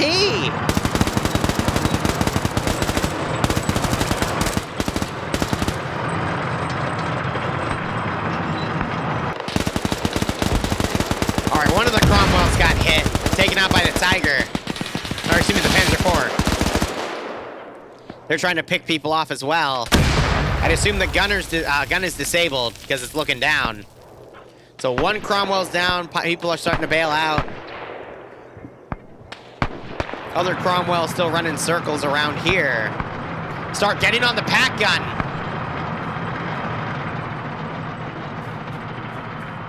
I think these pack guns are destroyed because they're not able to get in them. Now the other tank's coming back around. I think it's realized its sister tank got taken out. We have a Zeus Eagle up here. Interesting. So yeah, Green 4, because Blue 4's pulled back, Green 4 still have a sizable number, group of numbers left over. They could still push this. But if Blue 4's able to take out this Cromwell, that could turn the game around. These guys are driving in the open. Funny Malin.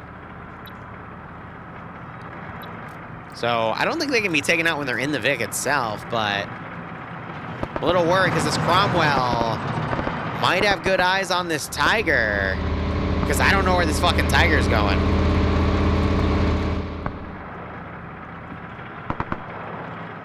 Now we're seeing this Blue 4 line trying to take out this Green 4 line because the Cromwell went away to hunt that tank. Now the Cromwell's going to try to cover against the Tiger. I think King was able to briefly see the Tiger. I keep calling it a Tiger. Sorry, it's a Panzer IV. Tiger would be a completely different tank. I'm sorry. I'm sorry. I know. I know. Some of y'all get pretty heavy about that.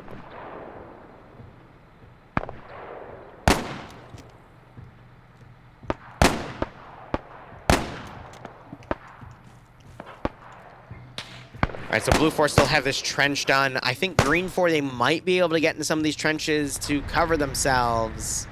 And they'll still be able to fire at Blue 4's position, so it's pretty much an attrition fight at this point. Because both these packs are down. We're hearing... Oh my god. The Cromwell got hit. But the Panzer IV is unable to maneuver. The Cromwell's gun is disabled.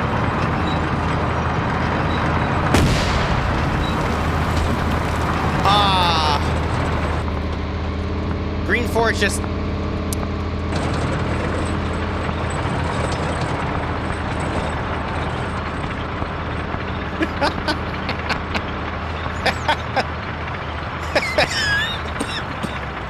Amazing. Congratulations, Green 4. You lost your other tank. Okay. That's what we get. Okay. That's amazing. So, Blue 4 is going to maintain their tank. Green 4's lost both of their tanks. Now Fred's coming up to check on him. Oh, God! They're trying to flip it! They're desperately trying to flip it! Oh, my God! And they're getting back in! Oh! Oh! Oh, my God! And now the driver's trying to get away! Oh! What was that? What in the goddamn?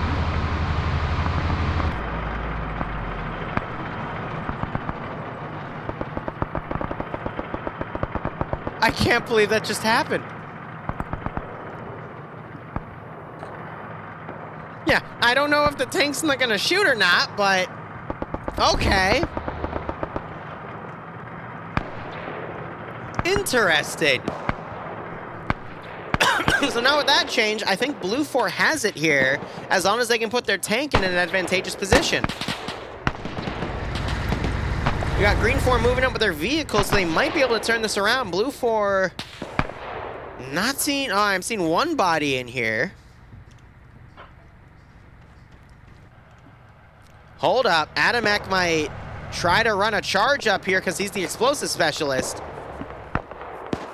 Oh, he's gonna catch him repairing.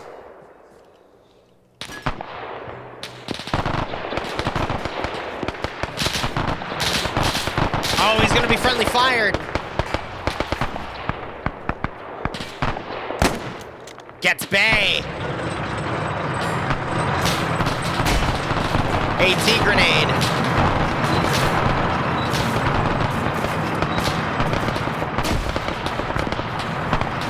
Did nothing to the Cromwell, though. Oh, is it gonna flood itself? Nope. Adamek's still getting engaged by friendlies.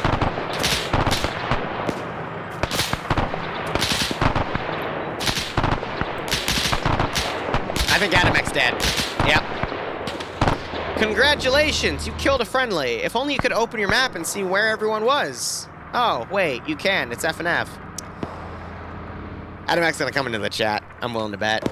I'm surprised that Cromwell took an AT grenade, but they're gonna try to get it repaired. It didn't help.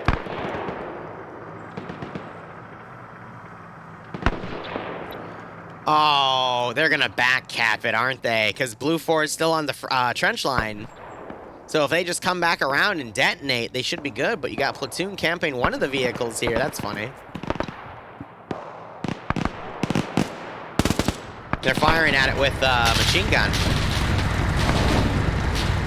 And you see the rounds tearing into the vehicle.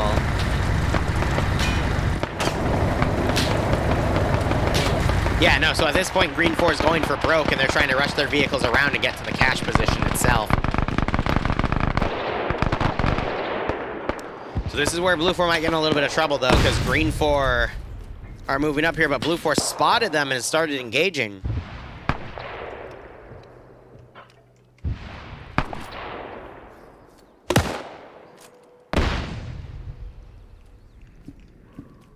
Yeah, so now they're starting to smoke their advance here, but Blue 4 is going to be waiting for them. Hopefully they'll have a machine gun set up and ready to go. We see the grenade rifle adapters right here being in use. They're opening up each other's backpacks as well. Yeah, so the machine gunner's all the way back here, so he might not be in the best position to lay down hate, but we'll see. Green 4 could also smoke for those trucks and then drive the trucks past the trench line. That'd be pretty funny. And then you got Green 4 dismounting back here. Yeah, exactly what's that? That's why I'm not answering it, because it's F and F. Bro, I can't answer why they do XYZ. I just find humor in it. What's that's retort?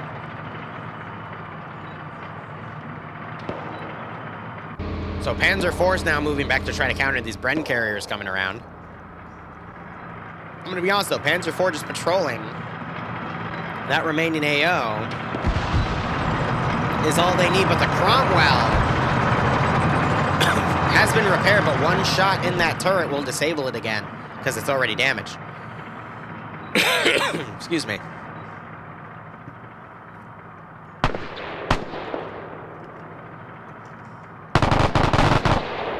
Now we're seeing some machine gun fire.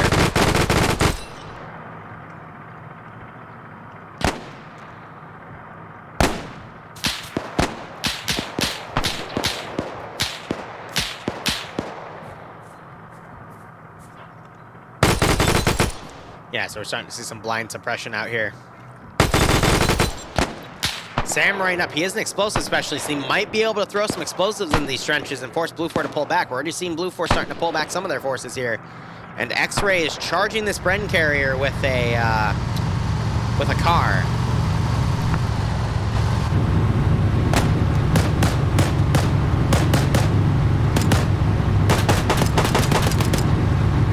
Only an F and F.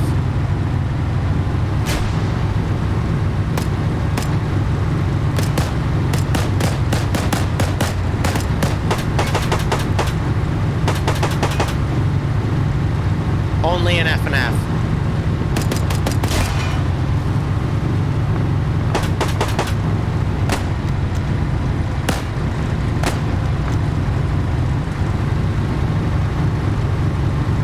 Why would you get in front of the machine gun?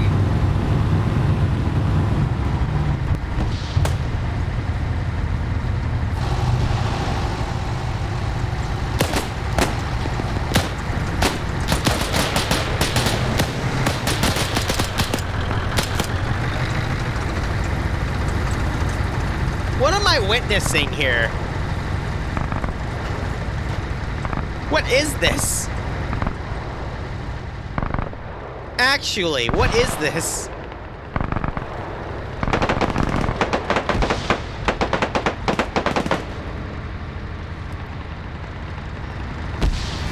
While Tackleberry's running in CQC style.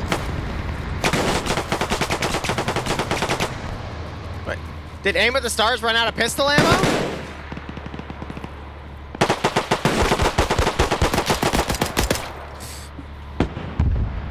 Okay. So the tanks are fighting again, or that Cromwell's just shooting at infantry. And they killed one guy back there. Aim of the Stars gets a headshot. Swola coming around. Oddball finds a grenade that his friend threw him. Except Swola, whoever the fuck he just was, didn't throw it back. Okay. Oh, it's another grenade. That one might, no? Yeah, okay. Alright. Sure.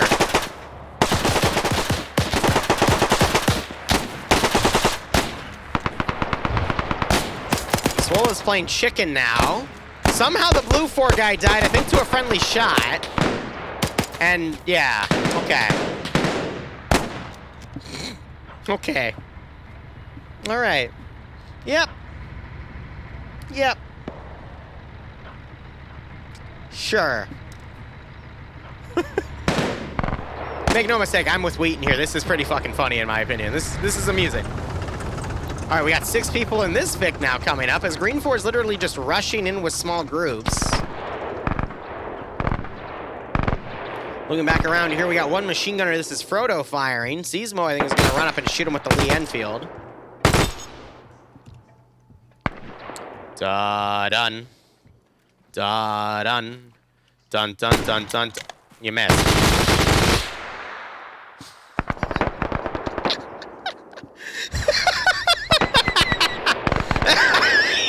Oh my god.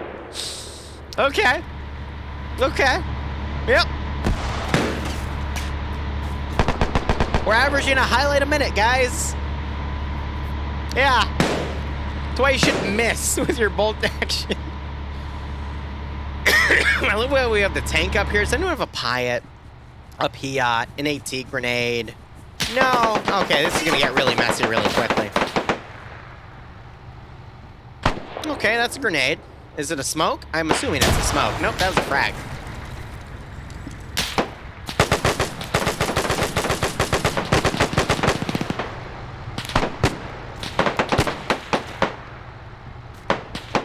Well, this man just got shot. You just threw a grenade at your friendly. Why? What are you doing?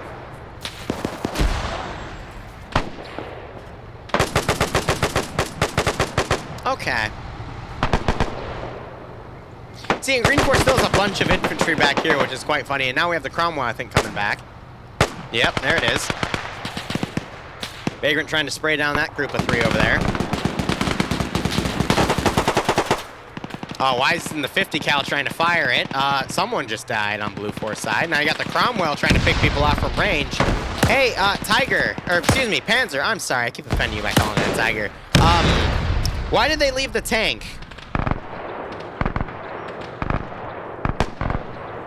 Why are they out of the tank? It has to be out of ammo then, or something. I don't know, but now the Cromwell's here and it has ammo, and it's gonna kill people. It's gonna kill a lot of people.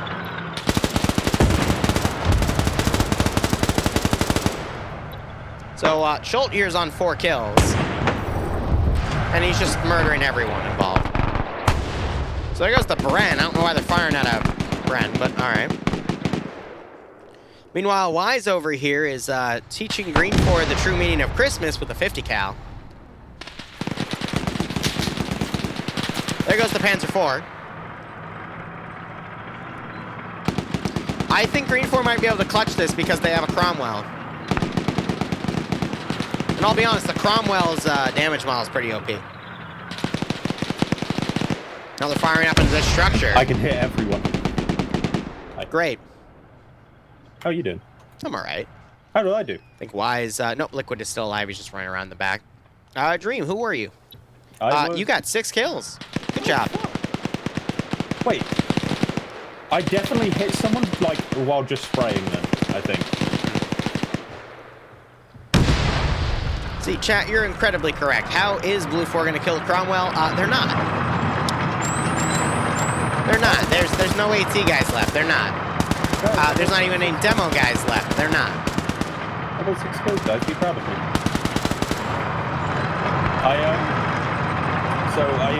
What happened with me is that I got the wrong orders from my team. Not wrong orders as in they were wrong, as in I thought we were doing one thing when we were actually doing another thing.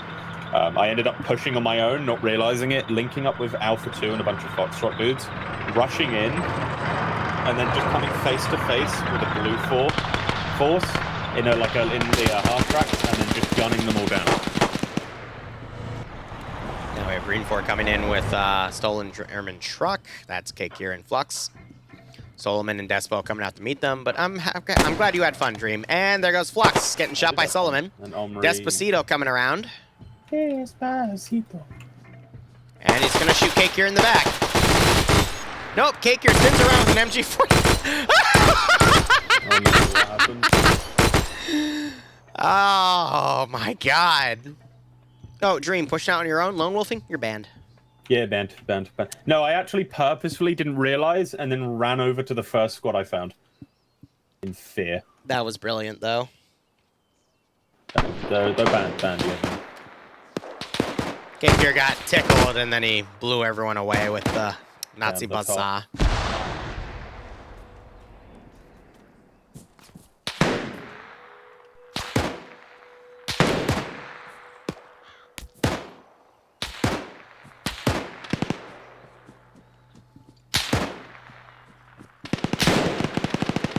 Azuki misses the shot on Cake here.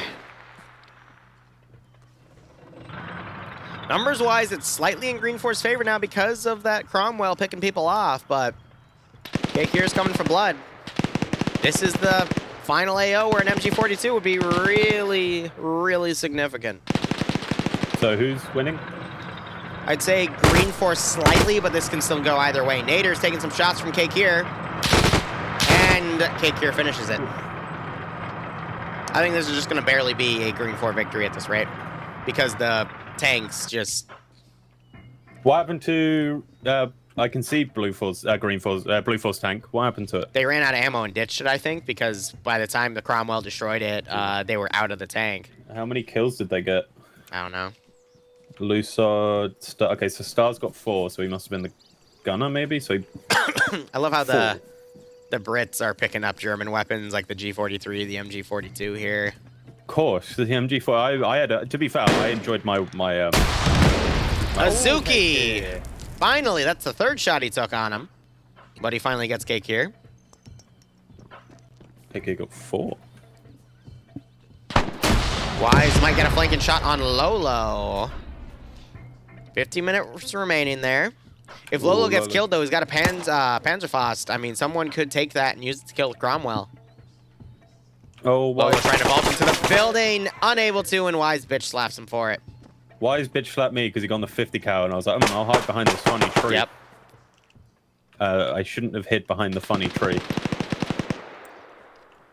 Ace coming around. Liquid coming around from the north. Arnau still hasn't woken up. Liquid might find Steve-O here.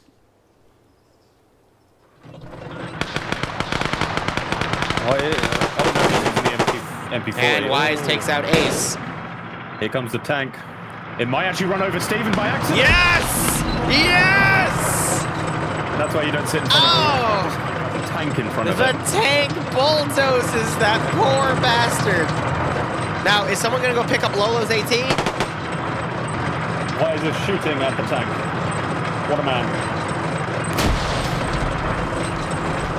I think he was double tapping Ace, but that's beside the point.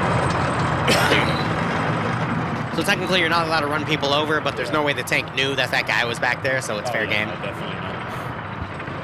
That's why you don't sit behind a Wise gets spotted by Lowboy and taken out. Blue 4 down to 3 people, Green 4 down to 5. Oh, Canal. Azuki misses a shot point blank. Lowboy blows away the Green 4. Oh! Oh! They've lost it because of that. They've lost it. I can't believe that just happened. They obviously have no ammo left. That was amazing. And Bronson has found a truck, and he just killed him. No! No! No, they're back. What? He just disappeared for some reason. They disappeared from this realm for some reason. What? What they should do is push the truck into the building, hopefully it explodes and doesn't kill them and kills Suzuki. Right? Do they have like any ammo in that at all? I think this is going to break a record for the amount of times I've had to write a timestamp down. How many? We're at 3, 4, 5, 6, 7. We're at 8 right now for one round. I would have thought there'd been more. I'm impressed. Olaf is actually still alive. I didn't see him. Yeah, it's 3v3. 2 guys in a tank. Did you just cast a curse at him, didn't you? Yeah. Amazing. Do they have the ammo in there? Not using it very Bronson, tank, fire.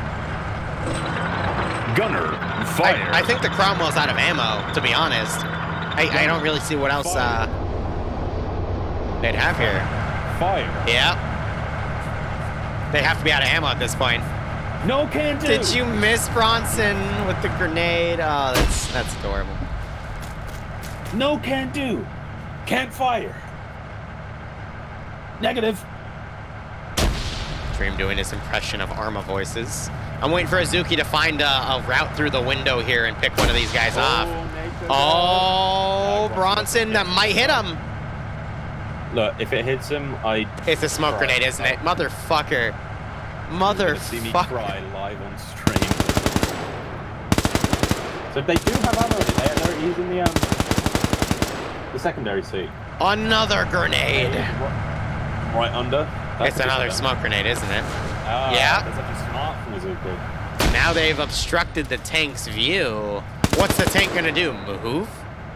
Man, 100 Yeah, man. righto, Wiggums. Hope you Man. had fun. Okay, what's Bronson running? He's running 2v3. the MP40, which has been very, very bad in the last two fights I've seen with it. Bronson's found the cache. But has he found himself? Grenade just went out on the tank. Any AT down here on the bodies? No, there is not. Well, the tank crew's dismounted at this point. Yeah. Still. Bronson decides to check a body and dies. And Schultz dies. Okay, sorry. Well, I need to say sorry Blue to 4 Seth wins. because he bet on me, but I got 6 kills, which basically means I did enough. Wow. I literally tore apart an entire squad, so, you know. Oh, maybe both rounds have been really close. This was a 3 people remaining. The last one was a 4-person remaining. Marlon, if you are in any of our chats, please tell me, do we have the funny video thing that we can watch our performances back? I don't think he's in any of our chats. He's in my chat. Marlon! Oh, my ears. Sorry. Oh, yeah, sorry. Actually, no, yeah, sorry. I killed Arky, Omri, Arcor, someone else, and someone else. Someone else? Cool.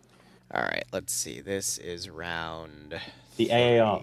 We have AAR. I can't even... that round went so quick that I don't even have the room to put more ads Google down Wagon. yet. Hey, guys, it's starting to stop. Oh. Have fun, Dream, with round 3. Yes. Bebop, I have become robot Bebop. So let's give him a warm welcome, shall we? What was he talking about? I genuinely don't know. All right, this is the map Operation Crossing Point. This is round 3. It looks like it's going to be UK forces again. Okay. So, green 4.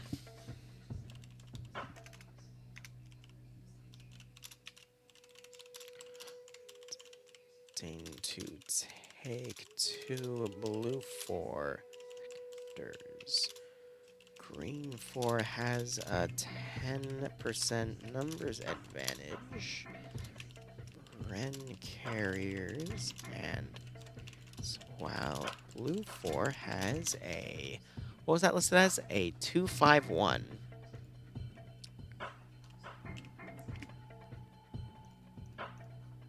And then the map is... No. No, it is Operation Crossing Point.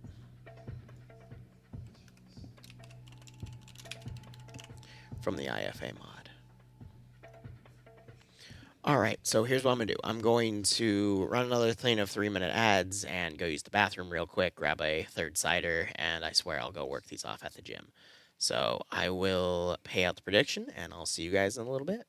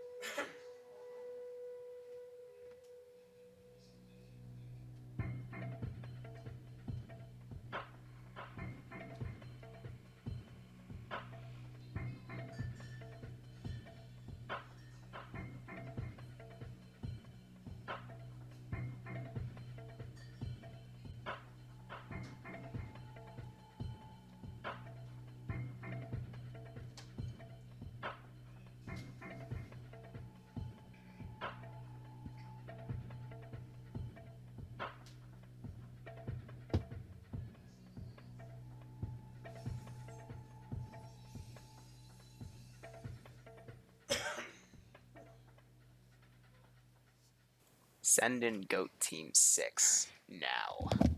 Hey Liru, why are bone puns so humorous? I don't know why bone puns are so humorous, Don. That's a pretty good bone pun, I will say so myself. But thank you so much for the 32-month resub. I hope you keep enjoying the operations, and I hope you get a nice kick out of this little scenario. Ay, ay, ay. All right. Final round here. Malon's going to be spectating as well. Oh, no, he has been already. My bad. I thought it said Maz for a second. I think Maz will join us for NA in terms of playing. Not sure if he'll commentate, but, you know, say la vie. Opening my third and final cider for the evening. And if I burn a shit ton of calories, I might have some more.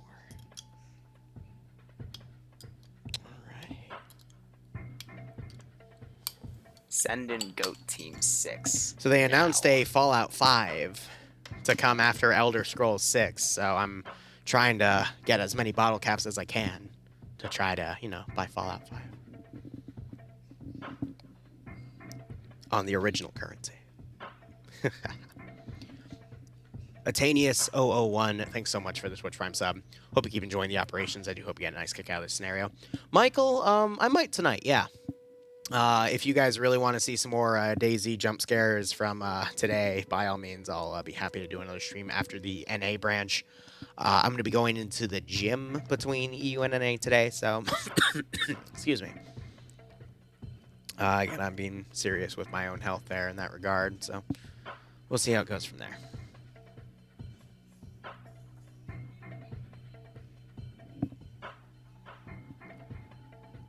But otherwise, based off of how everything's going, we should be A-okay.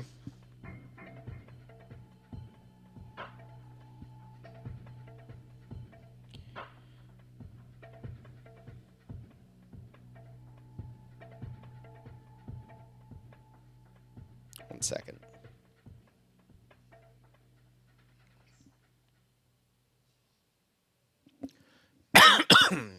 All right. What's the joke behind the bottle caps? So I have a really cool bottle cap holder, which is Fallout themed that Bloodwing made me for, it was either anniversary or my birthday. It was for our anniversary. She quickly corrected me because she's still downstairs. So I put all my bottle caps in that case because bottle caps is the currency you use for any Fallout game.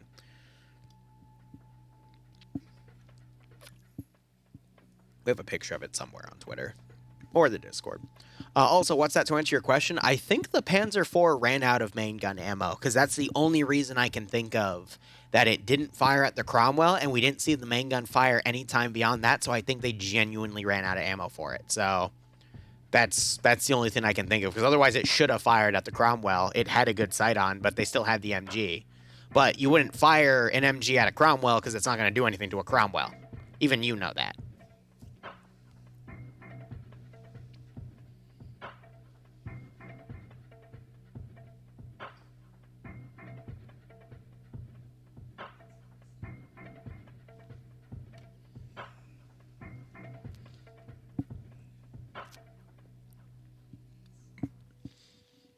They had to have been out of machine gun ammo too then, because I do know they were using the machine gun a lot in the early game, so I think they ran out of ammo with said MG, because otherwise I don't think they would have had it, so who knows.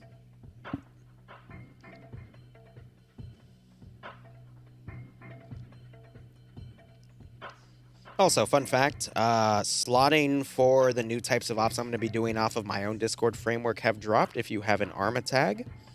I will admit I am struggling a little bit to fill the op here. I think we have 13, 12, 11. I think we have 9 slots remaining for the ops, because they're just meant to be smaller scale ops, you know, like 10 to 20 players. This one I think has up to 24 because I want to do 2 full tank platoons. But if you are curious about that, feel free to go into my Discord, grab an ARMA tag, and you can look at the first op we're doing, which is a World War II armor only op. Let me quickly send a message to someone as well regarding that.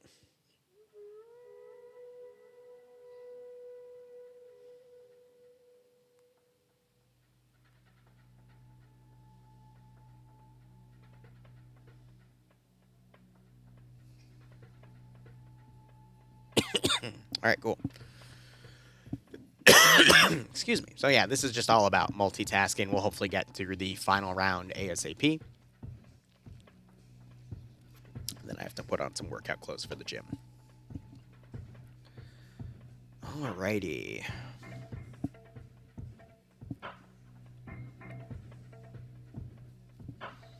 Looks like they're still doing a little bit of slotting here. We're down to 78 because it's the third round of World War II, which is slightly niche, but we'll see how things go. With this having a Bren carrier is, and I don't know what a 251 is. I'm going to look that up. German World War II 251.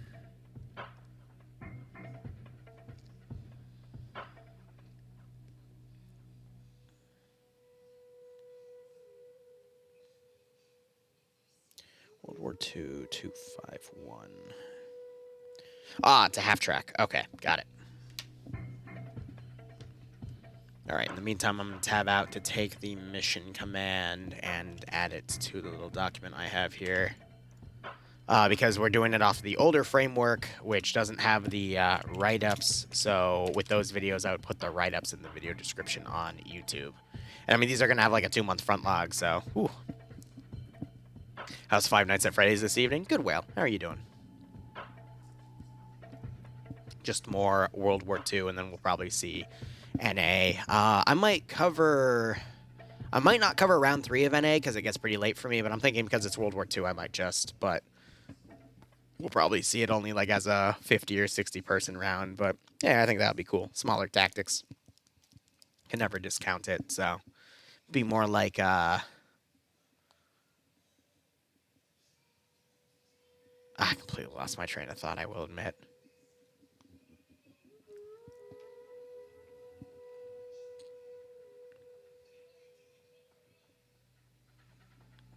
Now we're just waiting this out.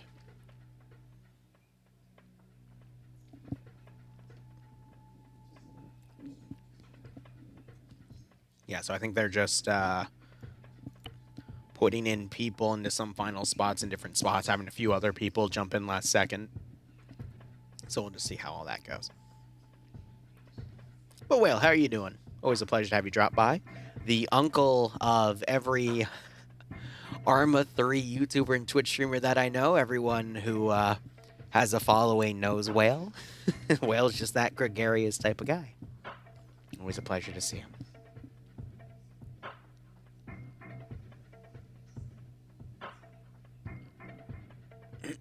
Excuse me. Now, some additional announcements tomorrow. We're going to be doing 3 Arma streams. One is going to be an on-the-ground stream at around, I want to say, 1 o'clock for an Op Devour King's Maid with some really cool custom scripting with some custom enemies, too. Number 2 is going to be a Star Sim stream on the ground to play as a clone trooper, because that's always fun. And the number 3 is going to be the start of a Starship Trooper campaign for the community I've been playing on the ground with and being a cameraman for. So that should be pretty interesting as well. That's going to be a 5-mission thing, so over the next 5 weeks we'll be doing all of that. Whew. You're too lazy. So Whale's saying he's too lazy to ever change his unit patch, but the boys that manage my patch are taking submissions for a new one. You're going to make that bitch purple. Saints Row, that motherfucker.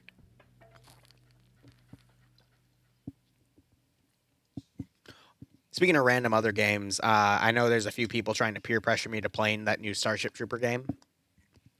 I'll see what I can do. I might give it a single try, but I do want to also play... do a playthrough of Homeworld. Now that they delayed Homeworld 3 by like 6 months, I can also push that off a little bit, but we'll see. Wow. So this is going to be a very CQC-esque operation. British are going to be spawning on one side of the river with a few guys on the rear, and Germans are going to be defending their side. Wow. So yeah, these rounds have been quick tonight. We're probably going to finish by around, I want to say, 6:15 at this rate. Which is nuts. And yeah, no, I guess I am going to be a FedNet broadcaster just from the eye in the sky perspective, controlling the bugs. So we'll see how it goes. I'm excited for it, though, because JMax added a lot of cool stuff with the latest update about a week and a half ago. He even messaged me because I told him about the campaign I was doing. He's like, "Hey, when are you running the mission?" Because he has another like hot fix ready to go.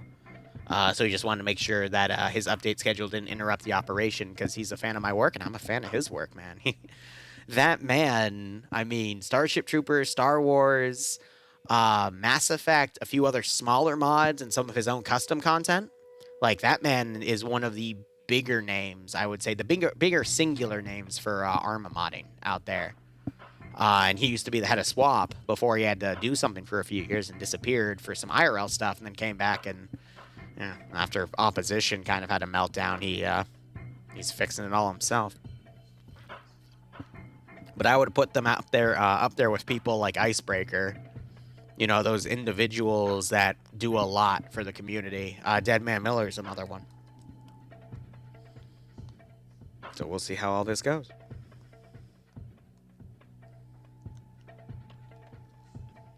The goats. Well, we made a giant moving goat yesterday during the POG out because I was fucking around while they were briefing, and I was able to make a giant moving goat. I have a highlight of it. It'll get on the main channel within a few days, but oh man, it's pretty funny. There's a few mods I'm going to be playing around with for some SCP stuff with that Liru community framework I was talking about. So we'll see how all that goes. But finally, the round has begun, and I just realized we haven't done the prediction yet. So let me go ahead and put that up there. No, Don, thank you. I appreciate it. Don already got it for me. All right, so Blue 4 here. We already seen the German weaponry. It's Kar 98s, MP40s, MG42s. We see some STG 44s as well and some G43s. Meanwhile, if it's British forces, they're going to be having Lee Enfields, Stens for the squad leaders, and Bren guns for the machine gunners, as well as some Piats around. Whereas the Germans for their AT are going to get Panzerfausts and Panzerschrecks. All right, Panzerfaust is single-shot disposable AT. Panzerschreck is that reloadable one that requires the assistant to have the warheads on that backpack as well. I guess warheads, rockets would be the better term. So we already have one squad in the back line right here to get behind the German forces in their defensive line here. And then we have a majority of the Green 4 players are going to push on foot, as well as with a few Bren carriers and transport vehicles. Awesome. We got some smoking positions out here. That's a smoking Flak 38 cannon. We got some ruins. A lot of good cover to work with here. It looks like they've added quite a few custom buildings to this area as well. This is actually really, really nice. I might find the mission maker here and borrow this framework for a mission of my own, dealing with this internal area here. But with that, let's go ahead and look at our side. So Pierce is going to be ground command for Blue 4. I'd imagine they gave him the role because A, no one wanted to take it, but B, he did get disconnected early in the previous mission where he was command for Green 4. So I believe he's getting a second shot at that. Rodrigue's going to be leading X-Ray with Thompson, Kale, and Pyros under him. Newton leading Bravo. Looks like they were skipping over Alpha here. I see him down there as Norris, but I don't see any Alpha 1. So Norris leading Alpha with Gordon as the machine gunner in Alpha 1. So I guess it'll just be a two-man team or form up with another squad. Newton leading Bravo, as I said, with Coco as the squad medic. Khalil leading Bravo 1 with Ant, Lowboy, Nikolai, and Ruffus. Blast leading Bravo 2 with Meldon, Temps, and Swedge. Looks like we have for Foxtrot 1, Dadif leading with, I think he took the squad leader position for Foxtrot instead, because otherwise he'd be up at top. So this is him joining the group, and Mork as the Foxtrot medic joining up on Foxtrot 1. So David F leading Mork, Minoki, Berm, Skywalker, and Angostad. And then we've got no leadership for Foxtrot 2, so it's just Aim at the Stars, Ace, Wise, and Graf together. I already mentioned Alpha with Norris, so it's Charlie. They've all merged together. It's Despo leading Dobbs, Adamek, Syek, Timek, Omri, and Casual. Otherwise, Nader is being the platoon command for Green 4 here. Griff leading X-Ray with Shepard as the sniper, with Fred and Wheaton as the two additional, with Fred being the medical role there. Otherwise, we have Stottenberg leading Charlie, with no specific individual leadership for Charlie 2. So it's Sanchez, Hunavar, RK, Dead, Azuki, and Fonz all together because there isn't a Charlie 1. So I'd imagine Stattenberg is just going to be leading that group as Charlie 2. Curie leading Delta with Lolo as the squad medic for Delta. Patriot leading Delta 1 with Sam, Galil, Loki, and Olaf under him. Guy Fury leading Kikir, Money Flux, Bans, Michael, and Shade under him as well. Blam and G-Legs being a dedicated Bren crew here. Alpha 2 being led by Schnuffles with Arson, Tackleberry, Vagrant, Swola, Ash, Swan, and Frodo here. We have 2 leadership positions here, which makes me think that someone took a leadership position for Alpha 1 and someone took a leadership for the squad position to form up, which makes me think they just wanted it for the additional guns, such as the Sten.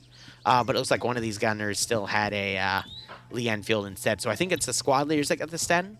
So Vagrant is technically Alpha Squad Leader, Swola the Alpha Squad Medic, and then Ash is the other Alpha 1 team lead that formed up with the group. Otherwise, Jack leading Foxtrot 1 with Morgan, Hanu, and Steve-O, and then we already mentioned Gazag is going to be with Norris under Alpha 1, but Alpha 2 right there, so I assume, yeah, everyone's merging into Alpha 2 there to join with that group. Otherwise, AO itself is going to be 2 sectors, non-sequential. So Sector 1 right here, which is this massive open area where Blue 4 have spawned a majority of their guys.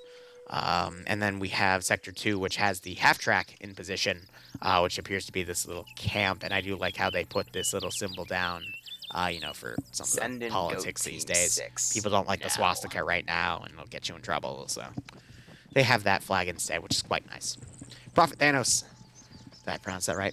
No, it's Thanatos. That's my bad. Prophet Thanatos, thanks so much for the Twitch Prime sub. I hope you enjoying the operations. And I do hope you get a nice kick out of this scenario.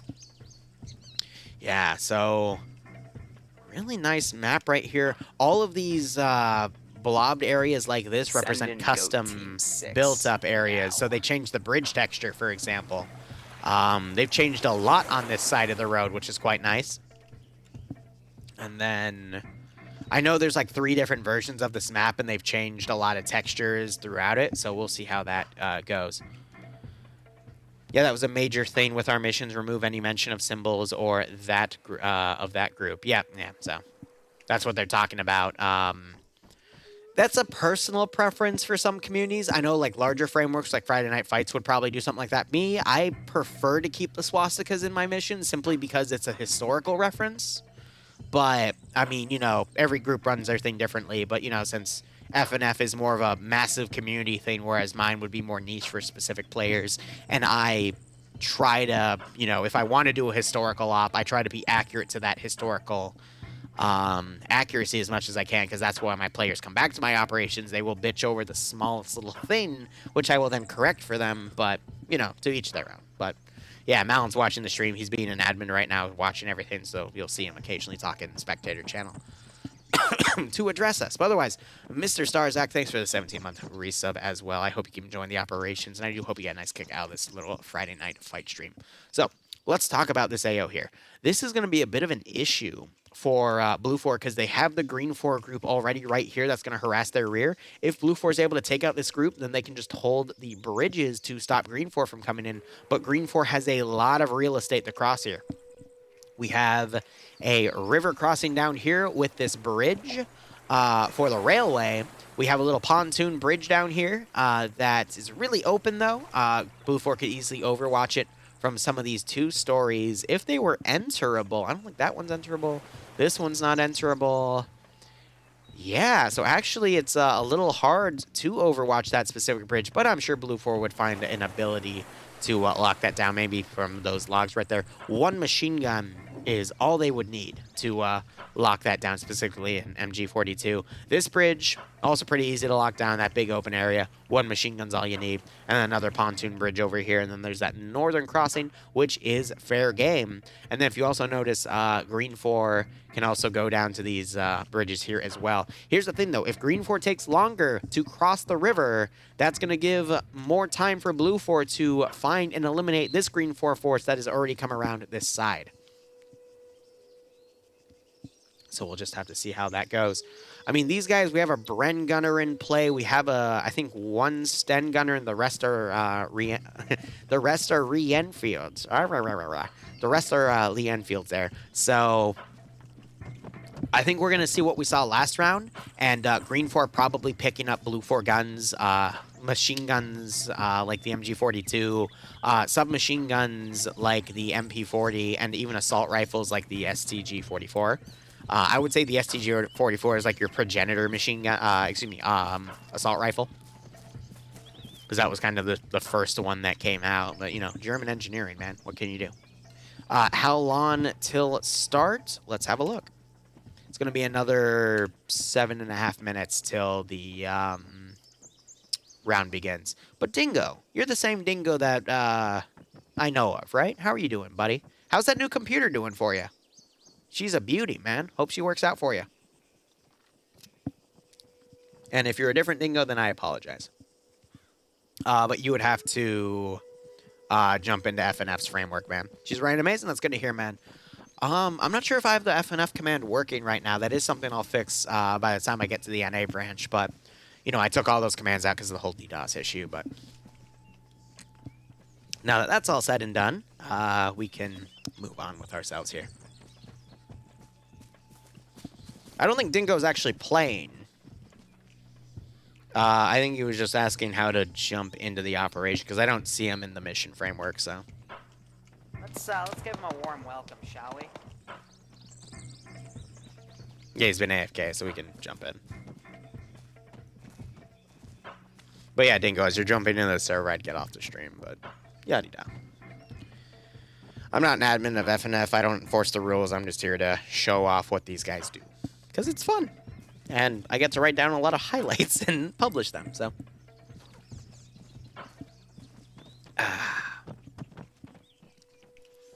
Now, here's the thing. Blue 4 is going to probably get spread thin here. And I think being spread thin is going to give Green 4 the advantage with this one squad to try to potentially pick them off. Possibly even defeating Blue 4 in detail with how spread thin Blue 4 might get, which means... let's say all these groups divide into a lot of different little subgroups around here. This group might then have a number advantage over against all those little small groups and be able to steamroll small group to small group. That's defeating in detail in a poor definition. Having Dingo go Green 4 for the lols. Amazing.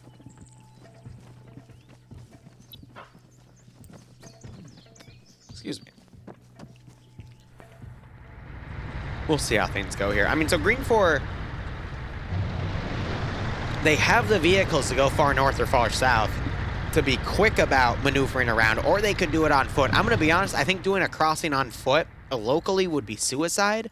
I think they need to coordinate with this Green 4 group back here, because the ideal way for Green 4 to do this AO would be this group finds an insertion method for the group on the right. So then this group either goes north or south, and then covers this vehicle force moving north or south to come around and meet it. That would be my 2 cents here. Meanwhile, Blue 4 need to have eyes on these bridges, realize via either seeing or hearing these vehicles moving far north or south that they're pushing around, and then form defenses around the cache areas themselves. So it's a shame that these buildings, not cache areas, excuse me, sectors. It's a shame that some of these buildings aren't enterable. But some of them are that are in this sector, like this one, for example. So these are going to be the ones you want to hold out. I mean, these trains you can also jump into and, you know, cover the doorways. I'm not sure if these doors open or close on either side like they do in DayZ, for example. But even then, these are going to be good spots to hide in. Just, you know, they're grenade bait, though. But this sector is basically this railway area, which covers these 2, even 3 enterable buildings here. Just only the top half of this one, though. So they got to be careful about that. Meanwhile, Sector 2, I don't think Blue 4 has the numbers to hold this one, so they're not going to. It is just kind of a camp in the middle of the open, but by putting all their eggs in one basket here, by defending this sector, I think Blue 4 is setting themselves up for the success they're trying to get here, though. But Green 4 could still potentially steamroll, so we'll see how things go.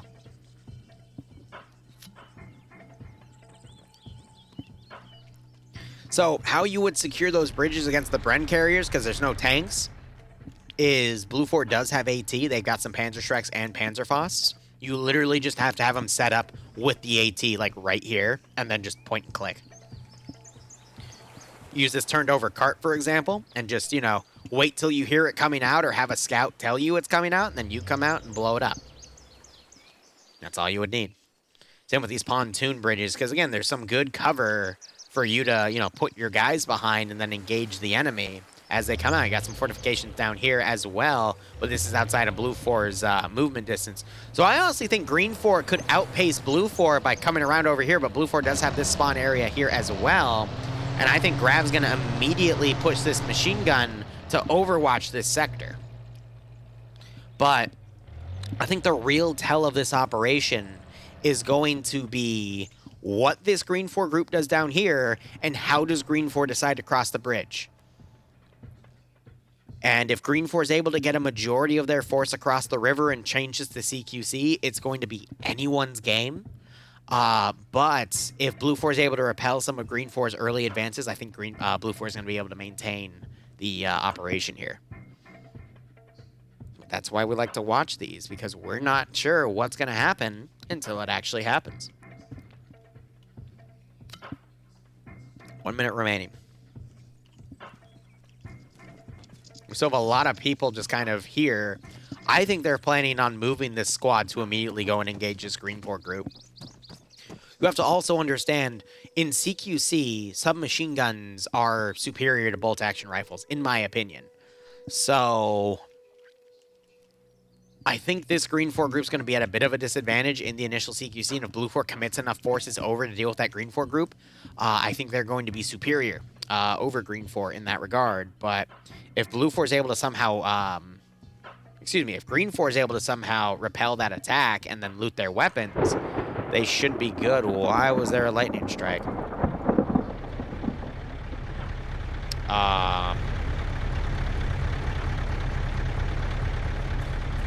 I think Malin is the admin right now, and he's doing something with Green 4. Don't know what, but they're definitely reacting. And there's the charge. So Green 4 is going to go it on foot. Yeah, there's the Zeus Eagle right there. This is to show us where Malin's camera is, because they don't have that disabled. Blue 4, meanwhile, immediately putting some forces out to set up. They're looking at some of these buildings that are enterable. And we see a vehicle immediately rushing north. We see the half-track actually folding back in. Green 4 quickly popping smokes on their position. So Malin was punishing them for getting past safe. Sorry. What? Blue 4 didn't put anyone in Sector 1, and Green 4 just captured it. Amazing. Fucking amazing, Blue 4. I can't believe that just happened. Blue 4 was setting up a defense around Sector 1, but they didn't put anyone in Sector 1 to cover. You spawned in Sector 1. How do you mess that up? How did you actually mess that one up? That's incredible.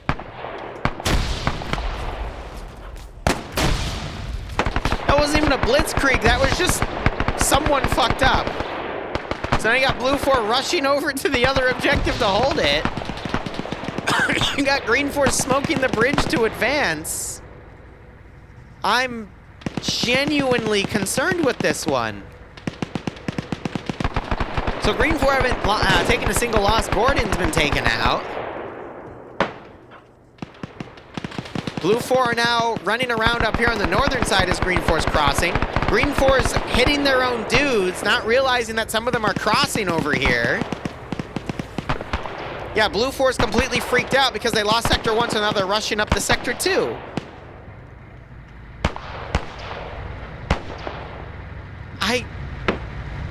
I'm genuinely impressed in a bad way over how this has all just played out. Flux getting killed there because he has the Bren carrier, I believe. Yep. Or not the Bren carrier, the Bren gun. Throws a grenade up to the second window to help clear it out. But yeah, Papega's being incredibly aggressive here. And Blue Force basically had to change up their plans because of how this has played out. So this has left a few stragglers that Green 4 is now cleaning through, and that's going to maintain Green 4's 10% number advantage and make it even higher because of how this is all going. Guy Fieri firing up the street, getting a few guys wounded here, knocking Sid to his feet. but no kills. Pyro, meanwhile, just watching from up here.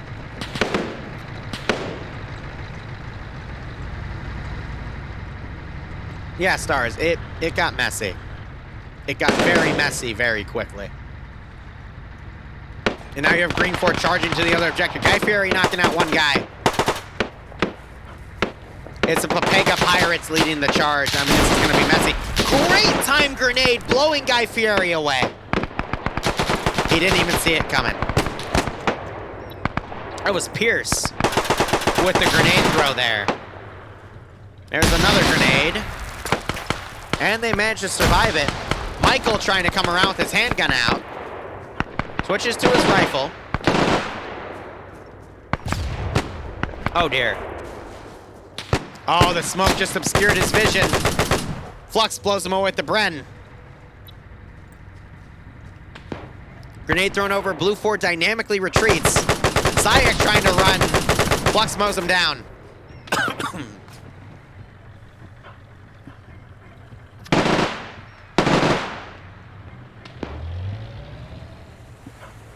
Oh, man. You got Green 4 now just charging this position. Shade moving around Coco's building.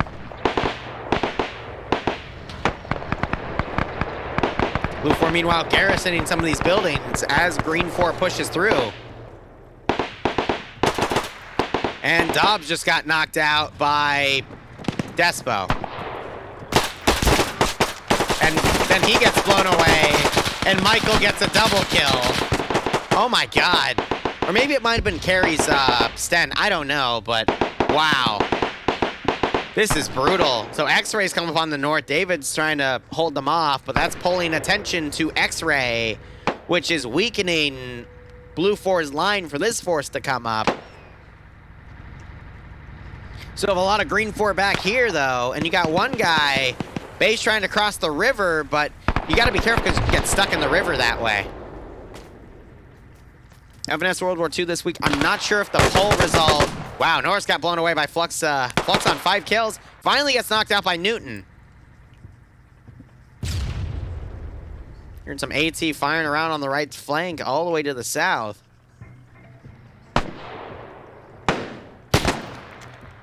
Hearing being cautious here with the Sten. He's still in the Panzer track. Michael gets hit. I'm not sure if that was friendly fire or not. Fury's still alive. He's got to be careful. Oh, no, he just found, yeah. Nice. Flux wakes back up. I don't think I got anyone, but can you check me? And Flux blows away Pierce. Where were you, Dream? Flux blows away Tempest. I was Fury. with Mega Pirate. I don't think I got anyone there. So that was, You got no kills. Yeah. I got lost again. So Lowboy is the only guy in the AO now. This is going to literally be a 10-minute round. There's no one in... They all surrounded Sector 1, but they didn't go in Sector 1. Go into Sector 1. They didn't go into Sector 1, and I think Flux is about to win the round. And there it is, and that's GG. Oh my fucking god. That was a 6.5-minute round. Good idea to do a behind enemy lines assault in 2 seconds. That was that's a record. Nice. 6.5 minutes. Definitely. Well, I actually found the one where we restarted. Wow. 15-minute save start for 6.5 minutes of action. That's great. All right, I gotta mute myself to end the stream. All right, we will be back at 8 o'clock in 2 hours and 10 minutes. We have never finished before 6 o'clock on the EU branch before, covering all 3 rounds. That's nuts. Whew. Well, thank you so much for watching, guys. Go Operate Operation. We'll be back at 8 o'clock for the NA branch. And then afterwards, we might do some more DayZ stuff if you want. Otherwise, cheers, guys. Have a good one, and go Operate Operationally.